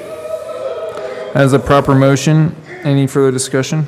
Yes, thank you, Mr. Speaker. The Senate added a few amendments on this bill as at the result of further stakeholding. One in particular got the Colorado Medical Society, the doctors, to go to a neutral position on the bill. We also included some amendments to make sure that acuity of hospitals was being taken into account, and then some other amendments as a result of further stakeholder work. I'd ask for an aye vote on concurrence. Any further discussion? Seeing none, the question before us is to concur with Senate amendments to House Bill 1232. Mr. Gregorio, please open the machine, and members, please proceed to vote. Representative Williams, how do you vote? Yes. Representative Williams votes yes. Representative Tipper, how do you vote? Yes. Representative Tipper votes yes. Representative Ortiz, how do you vote? Yes. Representative Ortiz votes yes. Representative McLaughlin, how do you vote? Yes. Representative McLaughlin votes yes. Representative Bockenfeld and Woog. Please close the machine. 46 aye votes, 18 no votes, and 1 excuse. The motion to concur with Senate amendments to House Bill 1232 is adopted. Majority Leader Escar. Thank you, Mr. Speaker. I move for the repassage of House Bill 1232 as amended. Question before us is the repassage of House Bill 1232 as amended. See no further discussion. Mr. Gregorio, please open the machine, and members, please proceed to vote. Representative Williams, how do you vote? No. Representative Williams votes no. Representative Tipper, how do you vote? Yes. Representative Tipper votes yes. Representative Ortiz, how do you vote? Yes. Representative Ortiz votes yes. Representative McLaughlin, how do you vote? Yes. Representative McLaughlin votes yes.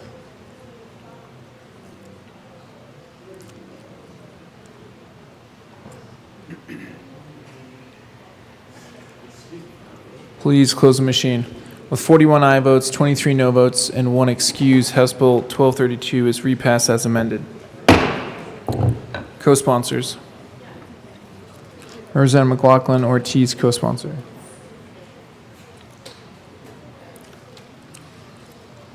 Please close the machine. Mr. Gregorio, please read the title of the House Bill 1094. House Bill 1094 by Representatives Doherty and Van Beber, also Senators Zenzinger and Rankin, concerning the transition of youth in Colorado's foster care system to successful adulthood in connection therewith, making an appropriation. Majority Leader Representative Doherty. Mr. Speaker, I move the House concur with the Senate amendments made to House Bill 1094. That is a proper motion. Any further explanation? Yes, Mr. Speaker. There's a technical amendment, and we also added in a 6-month grace period for youth who will be 18.5 years or older who still need to have their transition hearing. Any further discussion? Representative Van Beber. Thank you, Mr. Chair. We're in agreement, Mr. Speaker. Sorry. Thank you, Mr. Speaker. We're in agreement. Oh, very good. Very good. Okay, the question before us is the motion to concur with Senate amendments to House Bill 1094. Seeing no further discussion. Hey, we're in agreement. Seeing no further discussion, Mr. Gregorio, please open the machine, and members, please proceed to vote. Representative Williams, how do you vote? Yes. Representative Williams votes yes. Representative Tipper, how do you vote? Yes. Representative Tipper votes yes. Representative Ortiz, how do you vote? Yes. Representative Ortiz votes yes. Representative McLaughlin, how do you vote? Yes. Representative McLaughlin votes yes. Representative Benavides Caraveo. Please close the machine. With 64 aye votes, 0 no votes, and 1 excuse, the motion to concur with Senate amendments to House Bill 1094 is passed. Majority Leader Escar. Thank you, Mr. Speaker. I move House Bill 1094 for repassage as amended. Motion before us is the repassage of House Bill 1094 as amended. See no further discussion. Mr. Gregorio, please open the machine and members please proceed to vote. Representative Williams, how do you vote? No. Representative Williams votes no. Representative Tipper, how do you vote? Yes. Representative Tipper votes yes. Representative Ortiz, how do you vote? Yes. Representative Ortiz votes yes. Representative McLaughlin, how do you vote? Yes. Representative McLaughlin votes yes.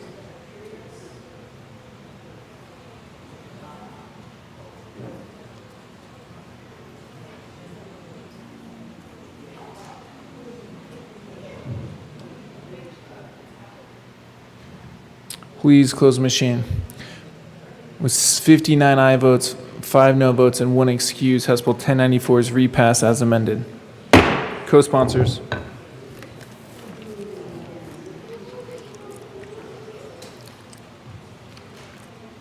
Please close the machine. Mr. Gregorio, please read the title of House Bill 1278. House Bill 1278 by Representative Exum, also Senator Sonnenberg, concerning meeting requirements for the boards of special districts. Representative Exum. Thank you, Mr. Speaker. Good evening, campers. I move that the House concur with Senate amendments. That is a proper motion. Any further discussion? Thank you. The Senate added a helpful clarifying amendment. Here's what the amendment does. Requires that virtual meetings meet the notice requirements for public meetings and ensures that telephone and web access notice include the telephone number or the link for the virtual meeting. Asked for, and I vote on concurrence. Thank you. Very good. See no further discussion. The motion before us is to concur with Senate amendments to House Bill 1278. Mr. Gregorio, please open the machine and members please proceed to vote. Representative Williams, how do you vote? Yes. Representative Williams votes yes. Representative Tipper, how do you vote? Yes. Representative Tipper votes yes. Representative Ortiz, how do you vote? Yes. Representative Ortiz votes yes. Representative McLaughlin, how do you vote? Yes. Representative McLaughlin votes yes. Representative Catlin. Please close the machine. With 64 aye votes, 0 no votes, and 1 excuse, the motion to concur with Senate amendments to House Bill 1278 is adopted. Majority Leader Escar. Thank you, Mr. Speaker. I move for the repassage of House Bill 1278 as amended. The motion before us is the repassage of House Bill 1278 as amended. See no further discussion. Mr. Gregorio, please open the machine and members please proceed to vote. Representative Williams, how do you vote? No. Representative Williams votes no. Representative Tipper, how do you vote? Yes. Representative Tipper votes yes. Representative Ortiz, how do you vote? Yes. Representative Ortiz votes yes. Representative McLaughlin, how do you vote? Yes. Representative McLaughlin votes yes. Please close the machine. With 52 aye votes, 12 no votes, and 1 excuse, House Bill 1278 is repassed as amended. Co-sponsors.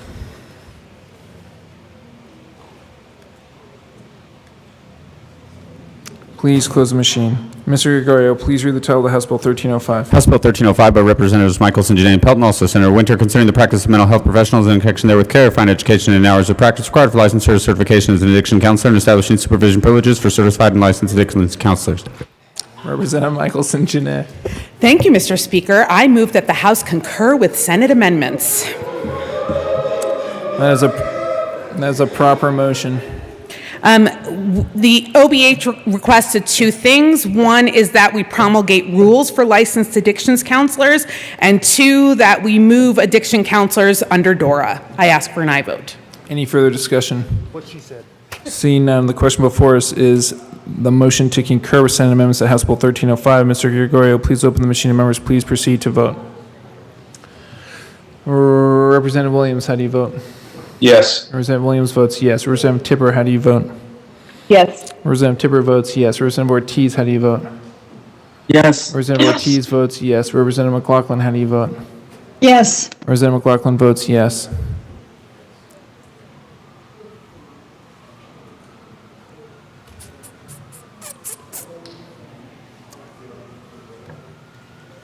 Please close the machine. With 62 aye votes, 2 no votes, and 1 excuse, the motion to concur with Senate amendments to House Bill 1305 is adopted. Majority Leader Escar. Thank you, Mr. Speaker. I move for the repassage of House Bill 1305 as amended. Motion before us is the repassage of House Bill 1305 as amended. See no further discussion. Mr. Gregorio, please open the machine and members please proceed to vote. Representative Williams, how do you vote? No. Representative Williams votes no. Representative Tipper, how do you vote? Yes. Representative Tipper votes yes. Representative Ortiz, how do you vote? Yes. Representative Ortiz votes yes. Representative McLaughlin, how do you vote? Yes. Representative McLaughlin votes yes. Please close the machine. With 59 aye votes, 5 no votes, and 1 excuse, House Bill 1305 is repassed as amended. Co-sponsors.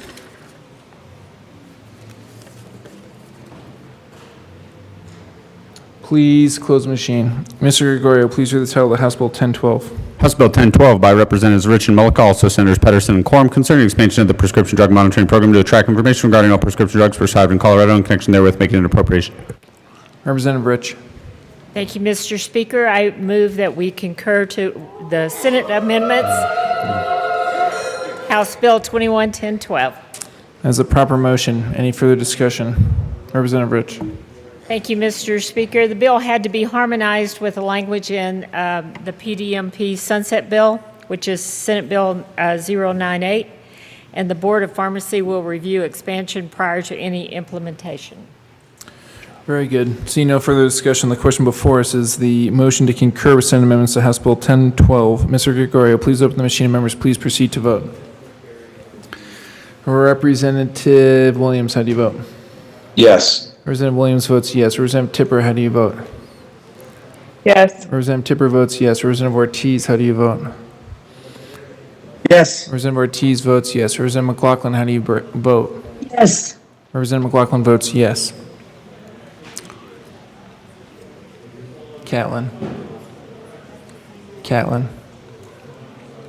Please close the machine. With 60 aye votes, 4 no votes, and 1 excuse, the motion to concur with Senate amendments to House Bill 1012 is adopted. Majority Leader Escar. Thank you, Mr. Speaker. I move for the repassage of House Bill 1012 as amended. The motion before us is the repassage of House Bill 1012 as amended. See no further discussion. Mr. Gregorio, please open the machine and members please proceed to vote. Representative Williams, how do you vote? No. Representative Williams votes no. Representative Tipper, how do you vote? Yes. Representative Tipper votes yes. Representative Ortiz, how do you vote? Yes. Representative Ortiz votes yes. Representative McLaughlin, how do you vote? Yes. Representative McLaughlin votes yes.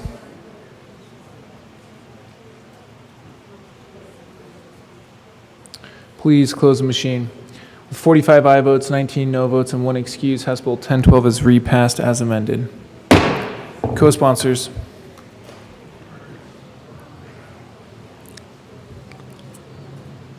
Please close the machine. Mr. Gregorio, please read the title of the House Bill 1069. House Bill 1069 by Representatives Carver and Roberts, also Senators Fields and Gardner, concerning enhancing the enforcement of crimes of sexual exploitation of a child and in connection therewith requiring a post-enactment review of the implementation of this act and making an appropriation.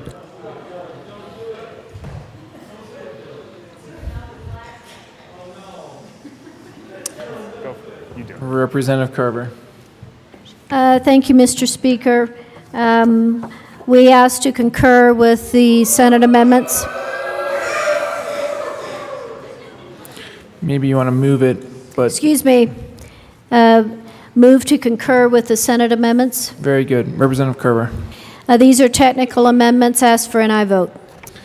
Seeing no further discussion, the question before us is to concur with Senate amendments to House Bill 1069. Mr. Gregorio, please open the machine and members please proceed to vote. Representative Williams, how do you vote? Yes. Representative Williams votes yes. Representative Tipper, how do you vote? Yes. Representative Tipper votes yes. Representative Ortiz, how do you vote? Yes. Representative Ortiz votes yes. Representative McLaughlin, how do you vote? Yes. Representative McLaughlin votes yes. Benavides Carabeo. Please close the machine. With 64 aye votes, 0 no votes, and 1 excuse, the motion to concur with Senate amendments to House Bill 1069 is adopted. Majority Leader Escar. Thank you, Mr. Speaker. I move House Bill 1069. I move for the repassage of House Bill 1069 as amended. The question before us is the repassage of House Bill 1069 as amended. See no further discussion. Mr. Gregorio, please open the machine and members, please proceed to vote. Representative Williams, how do you vote? Yes. Representative Williams votes yes. Representative Tipper, how do you vote? Yes. Representative Tipper votes yes. Representative Ortiz, how do you vote? Yes. Representative Ortiz votes yes. Representative McLaughlin, how do you vote? Yes. Representative McLaughlin votes yes. Please close the machine. With 64 aye votes, 0 no votes, and 1 excuse, the motion to repass House Bill 1069 is adopted. Co-sponsors.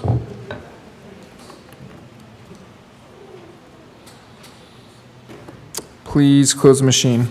Mr. Gregorio, please read the title of the House Bill 1228. House Bill 1228 by Representative Froelich, also Senators Smallwood and Winter, concerning oversight of court personnel who are regularly involved in cases related to domestic matters and in connection therewith making an appropriation. Representative Froelich.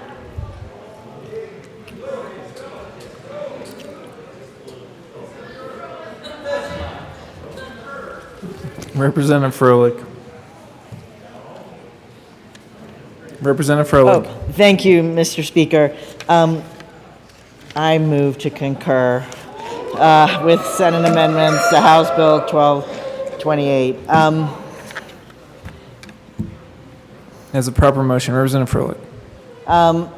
Members, this bill just came from the saddest stories and the most tragic outcomes. I can't even write a poem or lyrics about it at all. It really was super sad stuff.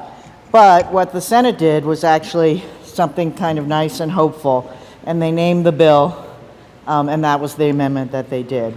And they named it Julie's Law.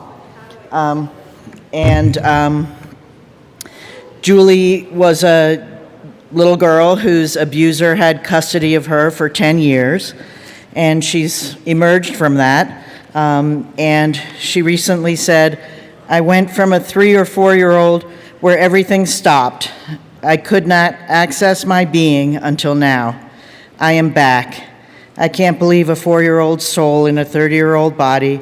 She can dance, swim, and sing, where she gets to be her true self, loving her kingdom. And she also said, there is nothing that will get in my way as long as I listen to my voice. I made it to the other side. So I asked for a yes vote. Thank you, Representative Froelich. See no further discussion. The motion before us is to concur with Senate amendments to House Bill 1228. Mr. Gregorio, please open the machine and members, please proceed to vote. Representative Williams, how do you vote? Yes. Representative Williams votes yes. Representative Tipper, how do you vote? Yes. Representative Tipper votes yes. Representative Ortiz, how do you vote? Yes. Representative Ortiz votes yes. Representative McLaughlin, how do you vote?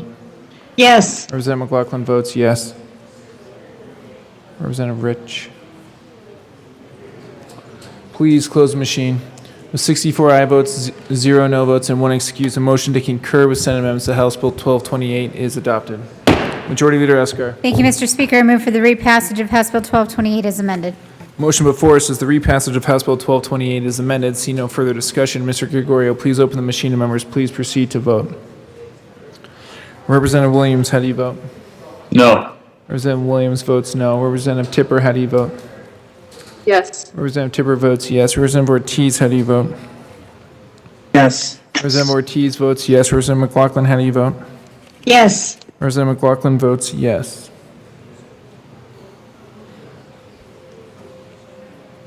Please close the machine. With 61 aye votes, 3 no votes, and 1 excuse, House Bill 1228 is repassed as amended. Co-sponsors. Representative McLaughlin, co-sponsor. Representative Ortiz, co-sponsor. Please close the machine. Mr. Gregorio, please read the title of the House Bill 1298. House Bill 1298 by Representatives Amabile and Woodrow, also Senators Gonzalez and Pedersen, concerning the condition under which a firearm transfer may be prohibited following a background check and in connection therewith requiring approval of a firearm transfer prior to a transfer by licensed dealer, establishing grounds for denying the transfer and clarifying the process to appeal a denied transfer. Representative Amabile. Thank you, Mr. Speaker. I move to concur with the Senate amendments on House Bill 1298. All right, that's a proper motion. Representative Woodrow. Thank you, Mr. Speaker. The Senate folks actually did a lot of the things that we discussed here on second readings. They removed menacing, they removed pets in cars, and they also removed technical violations of protective orders. We asked for a yes vote. Is there any further discussion on the motion to concur? Seeing none, the question before us is the motion to concur with Senate amendments to House Bill 1298. Mr. Gregorio, please open the machine and members please proceed to vote. Representative Williams, how do you vote? Yes. Representative Williams votes yes. Representative Tipper, how do you vote? Yes. Representative Tipper votes yes. Representative Ortiz, how do you vote? Yes. Representative Ortiz votes yes. Representative McLaughlin, how do you vote? Yes. Representative McLaughlin votes yes.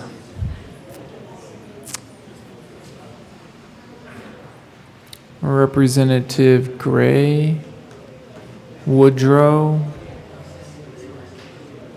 Representative Gray. Representative Gray is excused with a, well, he's here. It's, the machine's still open. Go.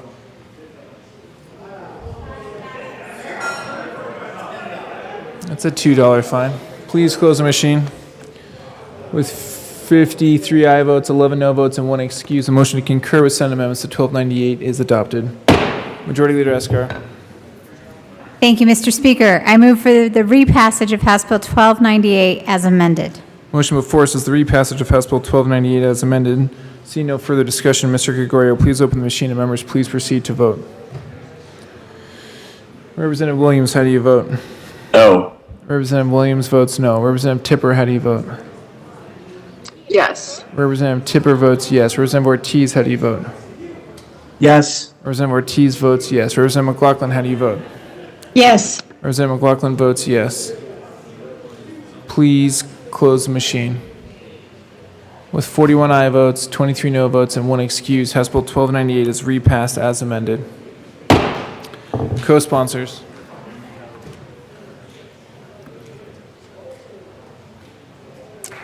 Please close the machine. Are we sure we're doing this next one? Are we doing this? Mr. Gregorio, please read the title to House Joint Resolution 1013. HJR 21-1013 by Representatives Ortiz and Lynch, also Senators Garcia and Gardner, concerning honoring and commemorating the service members who have paid the ultimate sacrifice to our nation in recognition of Memorial Day. All right, so we're all clear. This is the Memorial Day resolution the Senate amended? All right, Representative Ortiz. Thank you, Mr. Speaker. I move that we concur with the Senate amendments. All right, that is a proper motion. Representative Ortiz.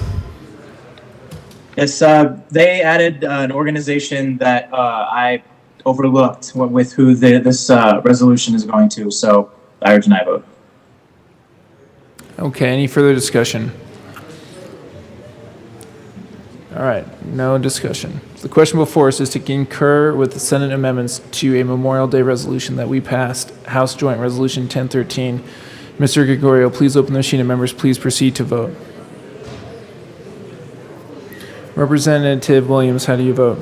Yes. Representative Williams votes yes. Representative Tipper, how do you vote? Yes, 2 weeks ago. Representative Tipper votes yes. Representative Ortiz, how do you vote? Yes, my bad. Representative Ortiz votes yes. Representative McLaughlin, how do you vote? Yes. Representative McLaughlin votes yes. Benavides, Molka.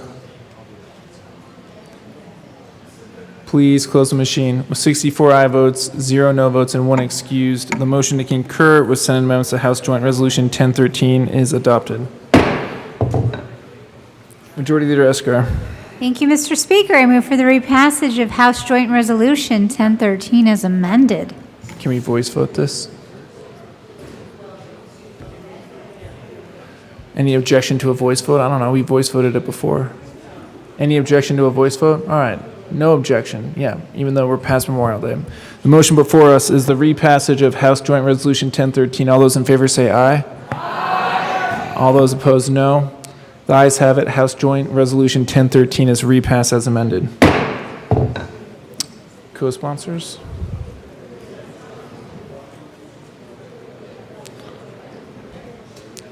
Any interest? Any interest, Representative Beasley? All right, look at that. First one of the year. Please close the machine. Mr. Gregorio, please read the title of the House Bill 1208. House Bill 1208 by Representatives Cutter and Gray, also Senators Priolo and Winter, concerning the creation of an enterprise that is exempt from the requirements of Section 20 of Article 10 of the State Constitution to administer a fee-based natural disaster mitigation grant program. Representative Gray. Thank you, Mr. Speaker. I move that the House adhere to the idea that they should follow their principles and concur with Senate amendments to House Bill 1208. Representative Cutter. Thank you, Mr. Speaker. The Senate amendments clarified that the fees in the bill apply only to the lines that are specified in the bill, and also that the enterprise collects the fee, not the DOI at the request of the DOI. Very good. I think the motion was properly stated. It is to concur with Senate amendments to House Bill 1208. Mr. Gregorio, please open the machine and members, please proceed to vote. Representative Williams, how do you vote? No. Representative Williams votes no. Representative Tipper, how do you vote? Yes. Representative Tipper votes yes. Representative Ortiz, how do you vote? Yes. Representative Ortiz votes yes. Representative McLaughlin, how do you vote? Yes. Representative McLaughlin votes yes.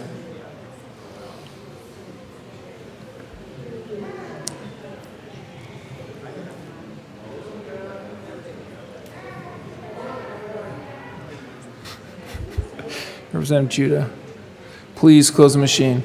With 41 aye votes, 23 no votes, and 1 excuse, the motion to concur with Senate amendments to House Bill 1208 is adopted. Majority Leader Escar. Thank you, Mr. Speaker. I move for the repassage of House Bill 1208 as amended. The motion before us is the repassage of House Bill 1208 as amended. See no further discussion. Mr. Gregorio, please open the machine and members, please proceed to vote. Representative Williams, how do you vote? No. Representative Williams votes no. Representative Tipper, how do you vote? Yes. Representative Tipper votes yes. Representative Ortiz, how do you vote? Yes. Representative Ortiz votes yes. Representative McLaughlin, how do you vote? Yes. Representative McLaughlin votes yes. Representative Gonzalez Gutierrez, please close the machine. With 41 aye votes, 23 no votes, and 1 excuse, the House Bill 1208 is repassed as amended. Co-sponsors.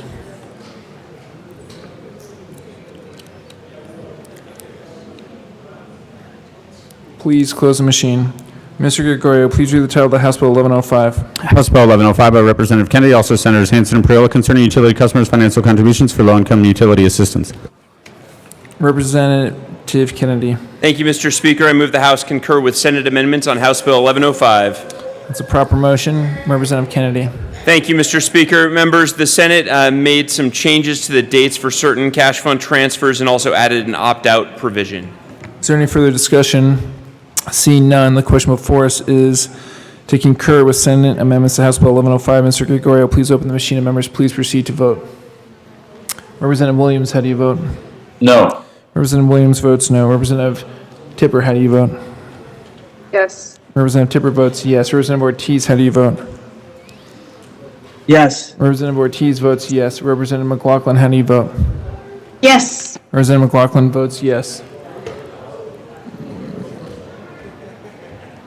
Please close the machine. With 42 aye votes, 22 no votes, and 1 excuse, the motion to concur with Senate amendments to House Bill 1105 is adopted. Majority Leader Escar. Thank you, Mr. Speaker. I move for the repassage of House Bill 1105 as amended. The motion before us is the repassage of House Bill 1105 as amended. Seeing no further discussion, Mr. Gregorio, please open the machine and members, please proceed to vote. Representative Williams, how do you vote? No. Representative Williams votes no. Representative Tipper, how do you vote? Yes. Representative Tipper votes yes. Representative Ortiz, how do you vote?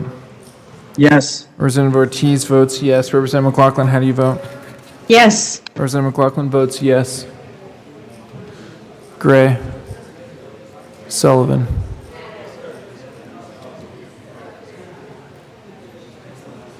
Please close the machine. With 41 aye votes, 23 no votes, and 1 excuse, House Bill 1105 is repassed as amended. Co-sponsors.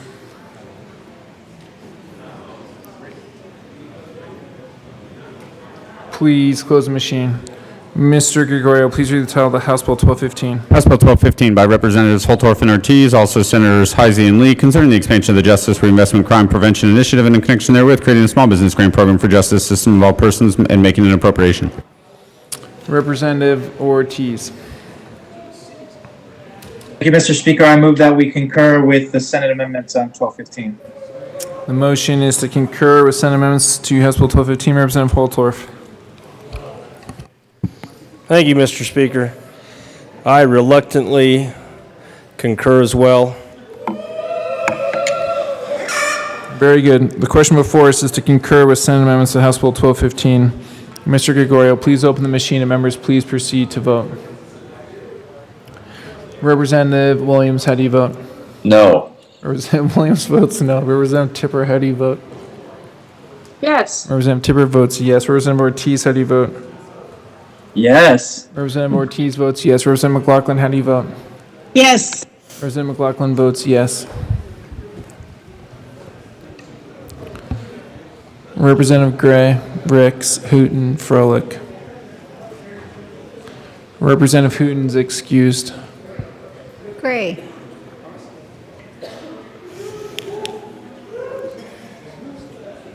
Please close the machine. With 42 aye votes, 20 no votes, and 3 excused, the motion to concur with Senate amendments to House Bill 1215 is adopted. Majority Leader Escar. Thank you, Mr. Speaker. I move for the repassage of House Bill 1215 as amended. Question before us is the repassage of House Bill 1215 as amended. See no further discussion. Mr. Gregorio, please open the machine and members please proceed to vote.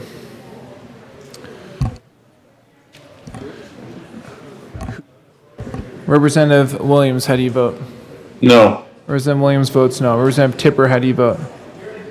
Yes. Representative Tipper votes yes. Representative Ortiz, how do you vote? Yes. Representative Ortiz votes yes. Representative McLaughlin, how do you vote? Yes. Representative McLaughlin votes yes.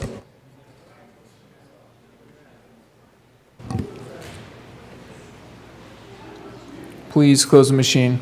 With 42 aye votes, 20 no votes, and 3 excused, House Bill 1215 is repassed as amended. Co-sponsors.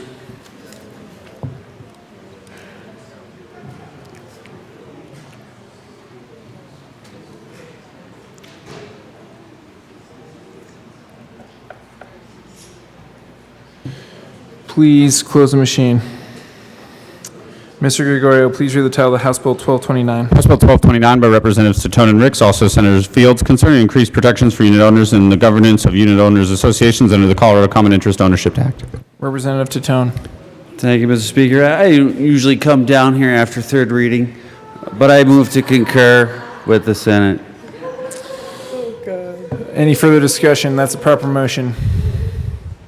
You want to tell us why, maybe? Okay, I guess I'll tell you why. This bill no longer applies to timeshares. Go figure. Okay. Any other seeing no further discussion, the question before us is to concur with Senate amendments to House Bill 1229. Mr. Gregorio, please open the machine and members, please proceed to vote. Representative Williams, how do you vote? Yes, go figure. Representative Williams votes yes. Representative Tipper, how do you vote? Yes. Representative Tipper votes yes. Representative Ortiz, how do you vote? Yes. Representative Ortiz votes yes. Representative McLaughlin, how do you vote? Yes. Representative McLaughlin votes yes. Representative Gray.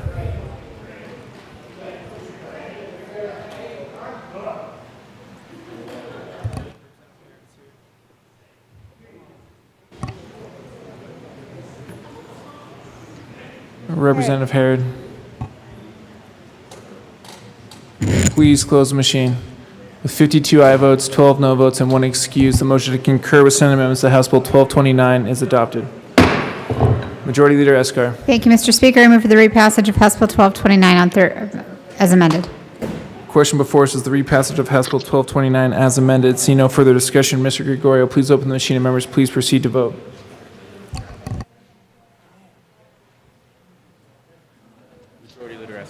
Representative Williams, how do you vote? No. Representative Williams votes no. Representative Tipper, how do you vote? Yes. Representative Tipper votes yes. Representative Ortiz, how do you vote? Yes. Representative Ortiz votes yes. Representative McLaughlin, how do you vote? Yes. Representative McLaughlin votes yes. Please close the machine. With 41 aye votes, 23 no votes, and 1 excused, House Bill 1229 is repassed as amended. Co-sponsors.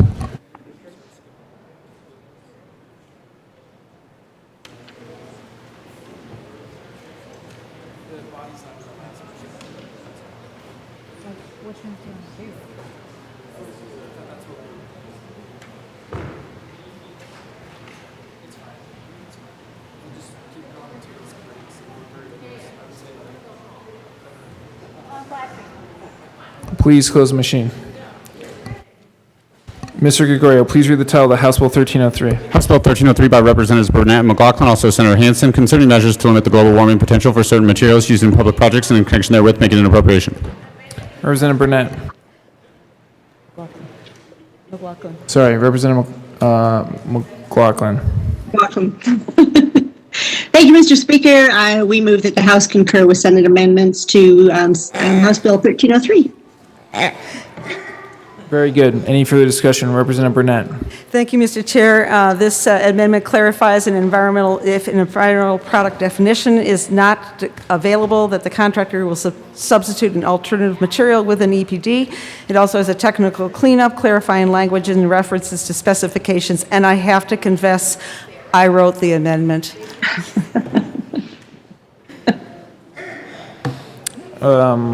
Okay. Any further discussion? Seeing none, the question before us is to concur with Senate amendments to House Bill 1303. Mr. Gregorio, please open the machine and members, please proceed to vote.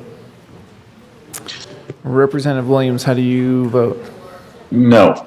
Representative Williams votes no. Representative Tipper, how do you vote? Yes. Representative Tipper votes yes. Representative Ortiz, how do you vote?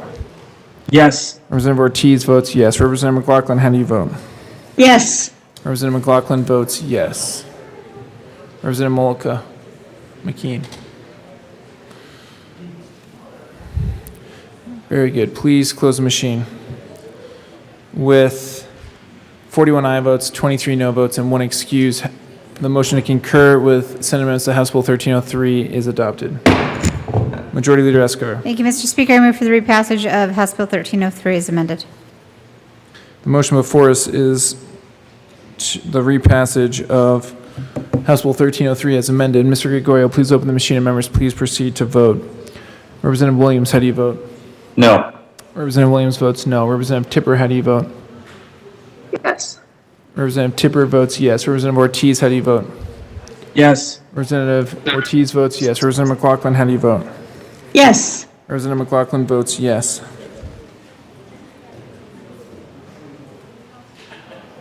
Majority Leader Escar. So do you. Oh. Representative D. Valdez. Please close the machine. With 41 aye votes, 23 no votes, and 1 excuse, House Bill 1303 is repassed as amended. Co-sponsors.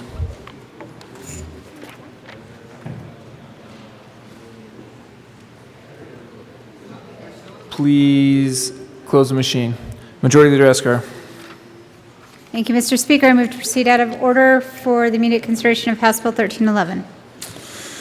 Mr. Gregorio, I hate to do this to you, but if we do these two, they clear a whole page on the calendar. So, Mr. Gregorio, please read the title of House Bill 1311. House Bill 1311 by Representatives Sirota and Weissman, also Senators Hansen and Moreno, concerning income tax and in connection therewith requiring additions to Colorado taxable income and amounts related to limiting certain federal itemized deductions, extending the limit on the federal deduction allowed under Section 199A of the Internal Revenue Code, limiting the deduction for contributions made to 529 plans, disaligning and enhanced federal deduction for food and beverage expenses at restaurants, and limiting the capital gain subtraction, allowing subtraction from Colorado taxable income amounts related to repealing the cap on the deduction for certain Social Security income, reducing state income tax revenue by increasing the earned income tax credit, funding the child tax credit, and allowing a temporary income tax credit for a business equal to a percentage of the conversion cost to convert the business to a worker-owned co-op, an employee stock ownership plan, or an employee ownership trust, increasing state income tax revenue by modifying the computation of the corporate income tax receipts factor to make it more congruent with combined reporting, preventing corporations from using tax shelters in foreign jurisdictions for the purpose of tax avoidance, clarifying that certain captive insurance companies are not exempt from income tax, and making an appropriation.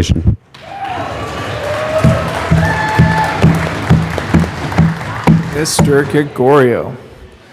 Representative Sirota. Thank you, Mr. Speaker. I move that the House concur with Senate amendments to House Bill 1311. That's a proper motion. Any further discussion? Representative Weissman. Representative Sirota. The House did do it better, but what the Senate did was that they raised the caps on the 529 deduction and they changed the rate of inflation adjustment and made a slight change to the Social Security provision and Liechtenstein. Any further discussion? Representative Weissman. Thank you, Mr. Speaker. First, I want to say, Mr. Gregorio, we appreciate you. Thank you for that. Second, I agree we're asking for concurrence. Third, if anybody's getting tired of the Senate amendment thing, check out Section 1 of Article 3 of the Constitution of the State of Nebraska. I'll leave it there. Any further discussion? Seeing none, the question before us is the motion to concur with Senate amendments to House Bill 1311. Mr. Gregorio, please open the machine and members please proceed to vote. Representative Williams, how do you vote? Yes. Representative Williams votes yes. Representative Tipper, how do you vote? Yes. Representative Tipper votes yes. Representative Ortiz, how do you vote? Yes. Representative Ortiz votes yes. Representative McLaughlin, how do you vote? Yes. Representative McLaughlin votes yes. Mollica, that's a $5 fine for laughing hard. I'm joking. But there's nothing to laugh at. This is serious business. Please close the machine. And I'm lonely. I don't get to laugh up here. There's no laughing over there. Please close the machine. With 55 aye votes, 9 no votes, and 1 excuse, the motion to concur with Senate amendments to 1311 is adopted. Majority Leader Escar. Thank you, Mr. Speaker. I move for the repassage of House Bill 1311 as amended. Motion before us is the repassage of House Bill 1311 as amended. Mr. Gregorio, please open the machine and members please proceed to vote. Representative Williams, how do you vote? No. Representative Williams votes no. Representative Tipper, how do you vote? Yes. Representative Tipper votes yes. Representative Ortiz, how do you vote? Yes. Representative Ortiz votes yes. Representative McLaughlin, how do you vote? Yes. Representative McLaughlin votes yes. Representative Gray, Representative Duran. Please close the machine. With 41 aye votes, 23 no votes, and 1 excuse, House Bill 1311 is repassed as amended. Co-sponsors.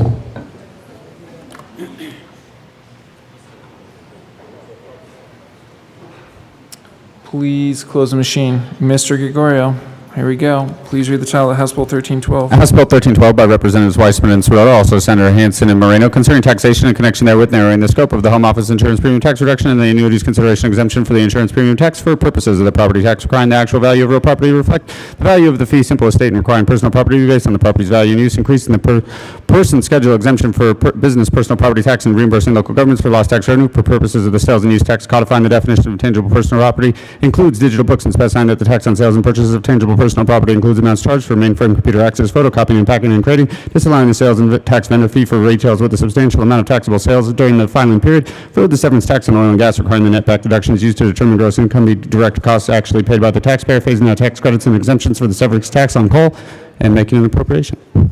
Very good, Representative. Very good, Mr. Gregorio. Representative Weissman. Thanks again, Mr. Speaker and Mr. Gregorio. We move to concur with amendments made to House Bill 1312 by the lower chamber. Any further discussion? That's a proper motion.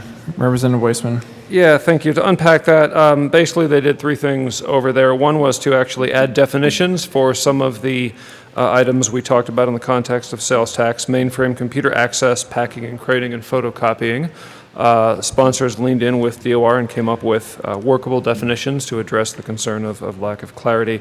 We also clarified in the severance tax section that depreciation is allowable. That was never in question. That was on the record over in House Finance in the first hearing, but it's clarified in the text now, and that's fine. And we made some technical changes in the part of the bill that talks about how the state will reimburse counties for the BPP part of the bill. So it's fine. We ask for concurrence. Any further discussion? Seeing none, the question before us is to concur with Senate amendments to House Bill 1312. Mr. Gregorio, please open the machine and members please proceed to vote. Representative Williams, how do you vote? No. Representative Williams votes no. Representative Tipper, how do you vote? Yes. Representative Tipper votes yes. Representative Ortiz, how do you vote? Yes. Representative Ortiz votes yes. Representative McLaughlin, how do you vote? Yes. Representative McLaughlin votes yes.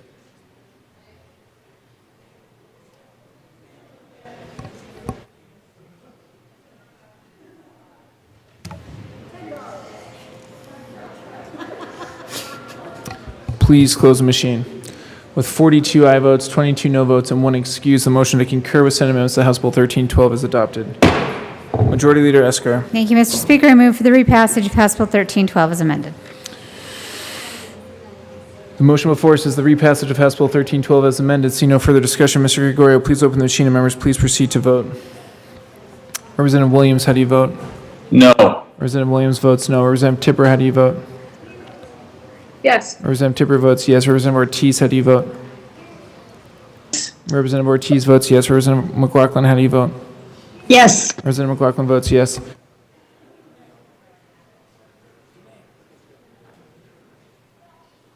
Please close the machine. With 41 aye votes, 23 no votes, and 1 excuse, House Bill 1312 is repassed as amended. Co-sponsors.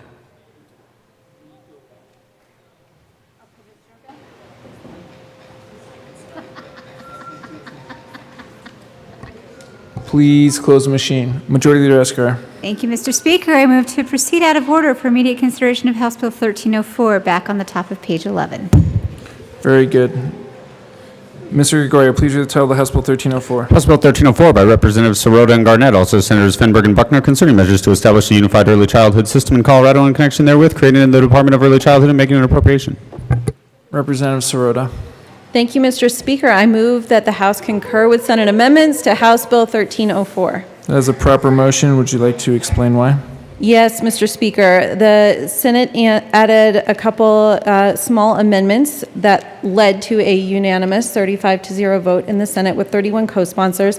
They added amendments to ensure a deliberate and, if needed, phased transition process, also ensuring that the right folks stay at the table throughout the process, including young families of children with special needs, and clarified funding should be blended and braided that maintain federal compliance. Any further discussion on the motion to concur with Senate amendments to House Bill 1304? Seeing none, Mr. Gregorio, please open the machine and members, please proceed to vote. Representative Williams, how do you vote? No. Representative Williams votes no. Representative Tipper, how do you vote? Yes. Representative Tipper votes yes. Representative Ortiz, how do you vote? Yes. Representative Ortiz votes yes. Representative McLaughlin, how do you vote? Yes. Representative McLaughlin votes yes.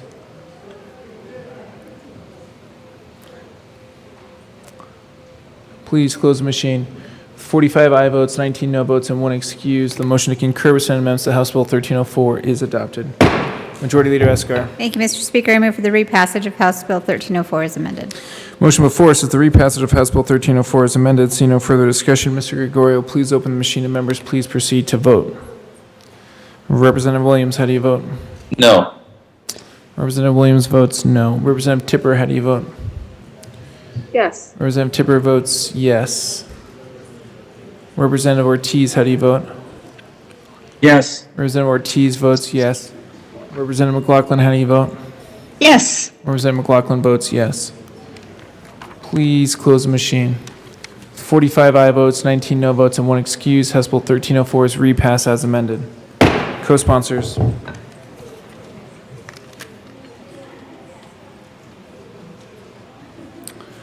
Please close the machine. Majority Leader Escar. Thank you, Mr. Speaker. Members, I know we're all very tired, so I'm going to move to lay over the balance of the calendar until tomorrow. Seeing no objection, the balance of the calendar will be laid over until Tuesday, June 8th. Majority Leader Escar. Oh, that brings us to announcements and introductions.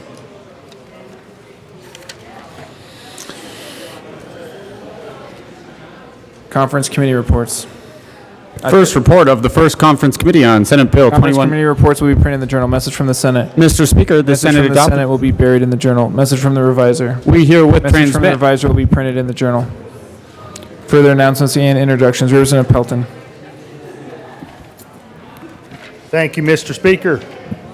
this will be the last time we'll have the Capitol Commission in the Capitol for this session, so come tomorrow morning, 7:15, and hear the last message from Dan Fowle. Very good. Thank you, Representative Pelton. Representative Valdez. Thank you, Mr. Speaker. Absolutely. Dan Fowle will be here tomorrow morning early, so please join us in the basement at 7:15, 7:30, or 8 o'clock. Thank you. Majority Leader Escar. Members, just a point of clarity, the documents we got from our row clerks, they're asking that your file cabinets be completely cleared off, is what they're saying. You don't necessarily have to clean out your desk drawers. They're just saying the filing cabinets on top. On top. Like how we all have stacks of papers, they're asking that we get rid of those stacks of papers. Yes, Representative McKean, exactly. I'm sorry, Minority Leader, yes. Members, I just want to thank everybody for the hard work that you all put in today. I know it was a very long day, but we accomplished a lot, so thank you for your attention and work. Representative Van Beber. Thank you, Mr. Speaker. As many of you know, this afternoon while we were waiting to return to session and many of you were in committee, an enormous tornado tore a path of 14 miles long through Weld County. Now, at this moment, the damage is being assessed, and thank God, at this moment, there's no loss of life. There is destruction of property, and there is death to the animal life on the farms in that path. But as you go on the rest of your summer, please keep your eyes on the sky. This tornado came down in an instant. In an instant. And by the grace of God, moved between farms, mobile home parks, and all kinds of dwellings. The damage could have been so much more. But thank you for standing and understanding what an important thing it is to recognize that the nature of Colorado is mighty to behold. So thank you for that. Thank you, Representative Van Beber. See no further announcements or introductions. Representative Majority Leader Escar. Thank you, Mr. Speaker. I move the House stand in adjournment until tomorrow, Tuesday, June 8th at 9 a.m. See no objection. The House will stand in adjournment until Tuesday, June 8th at 9 a.m.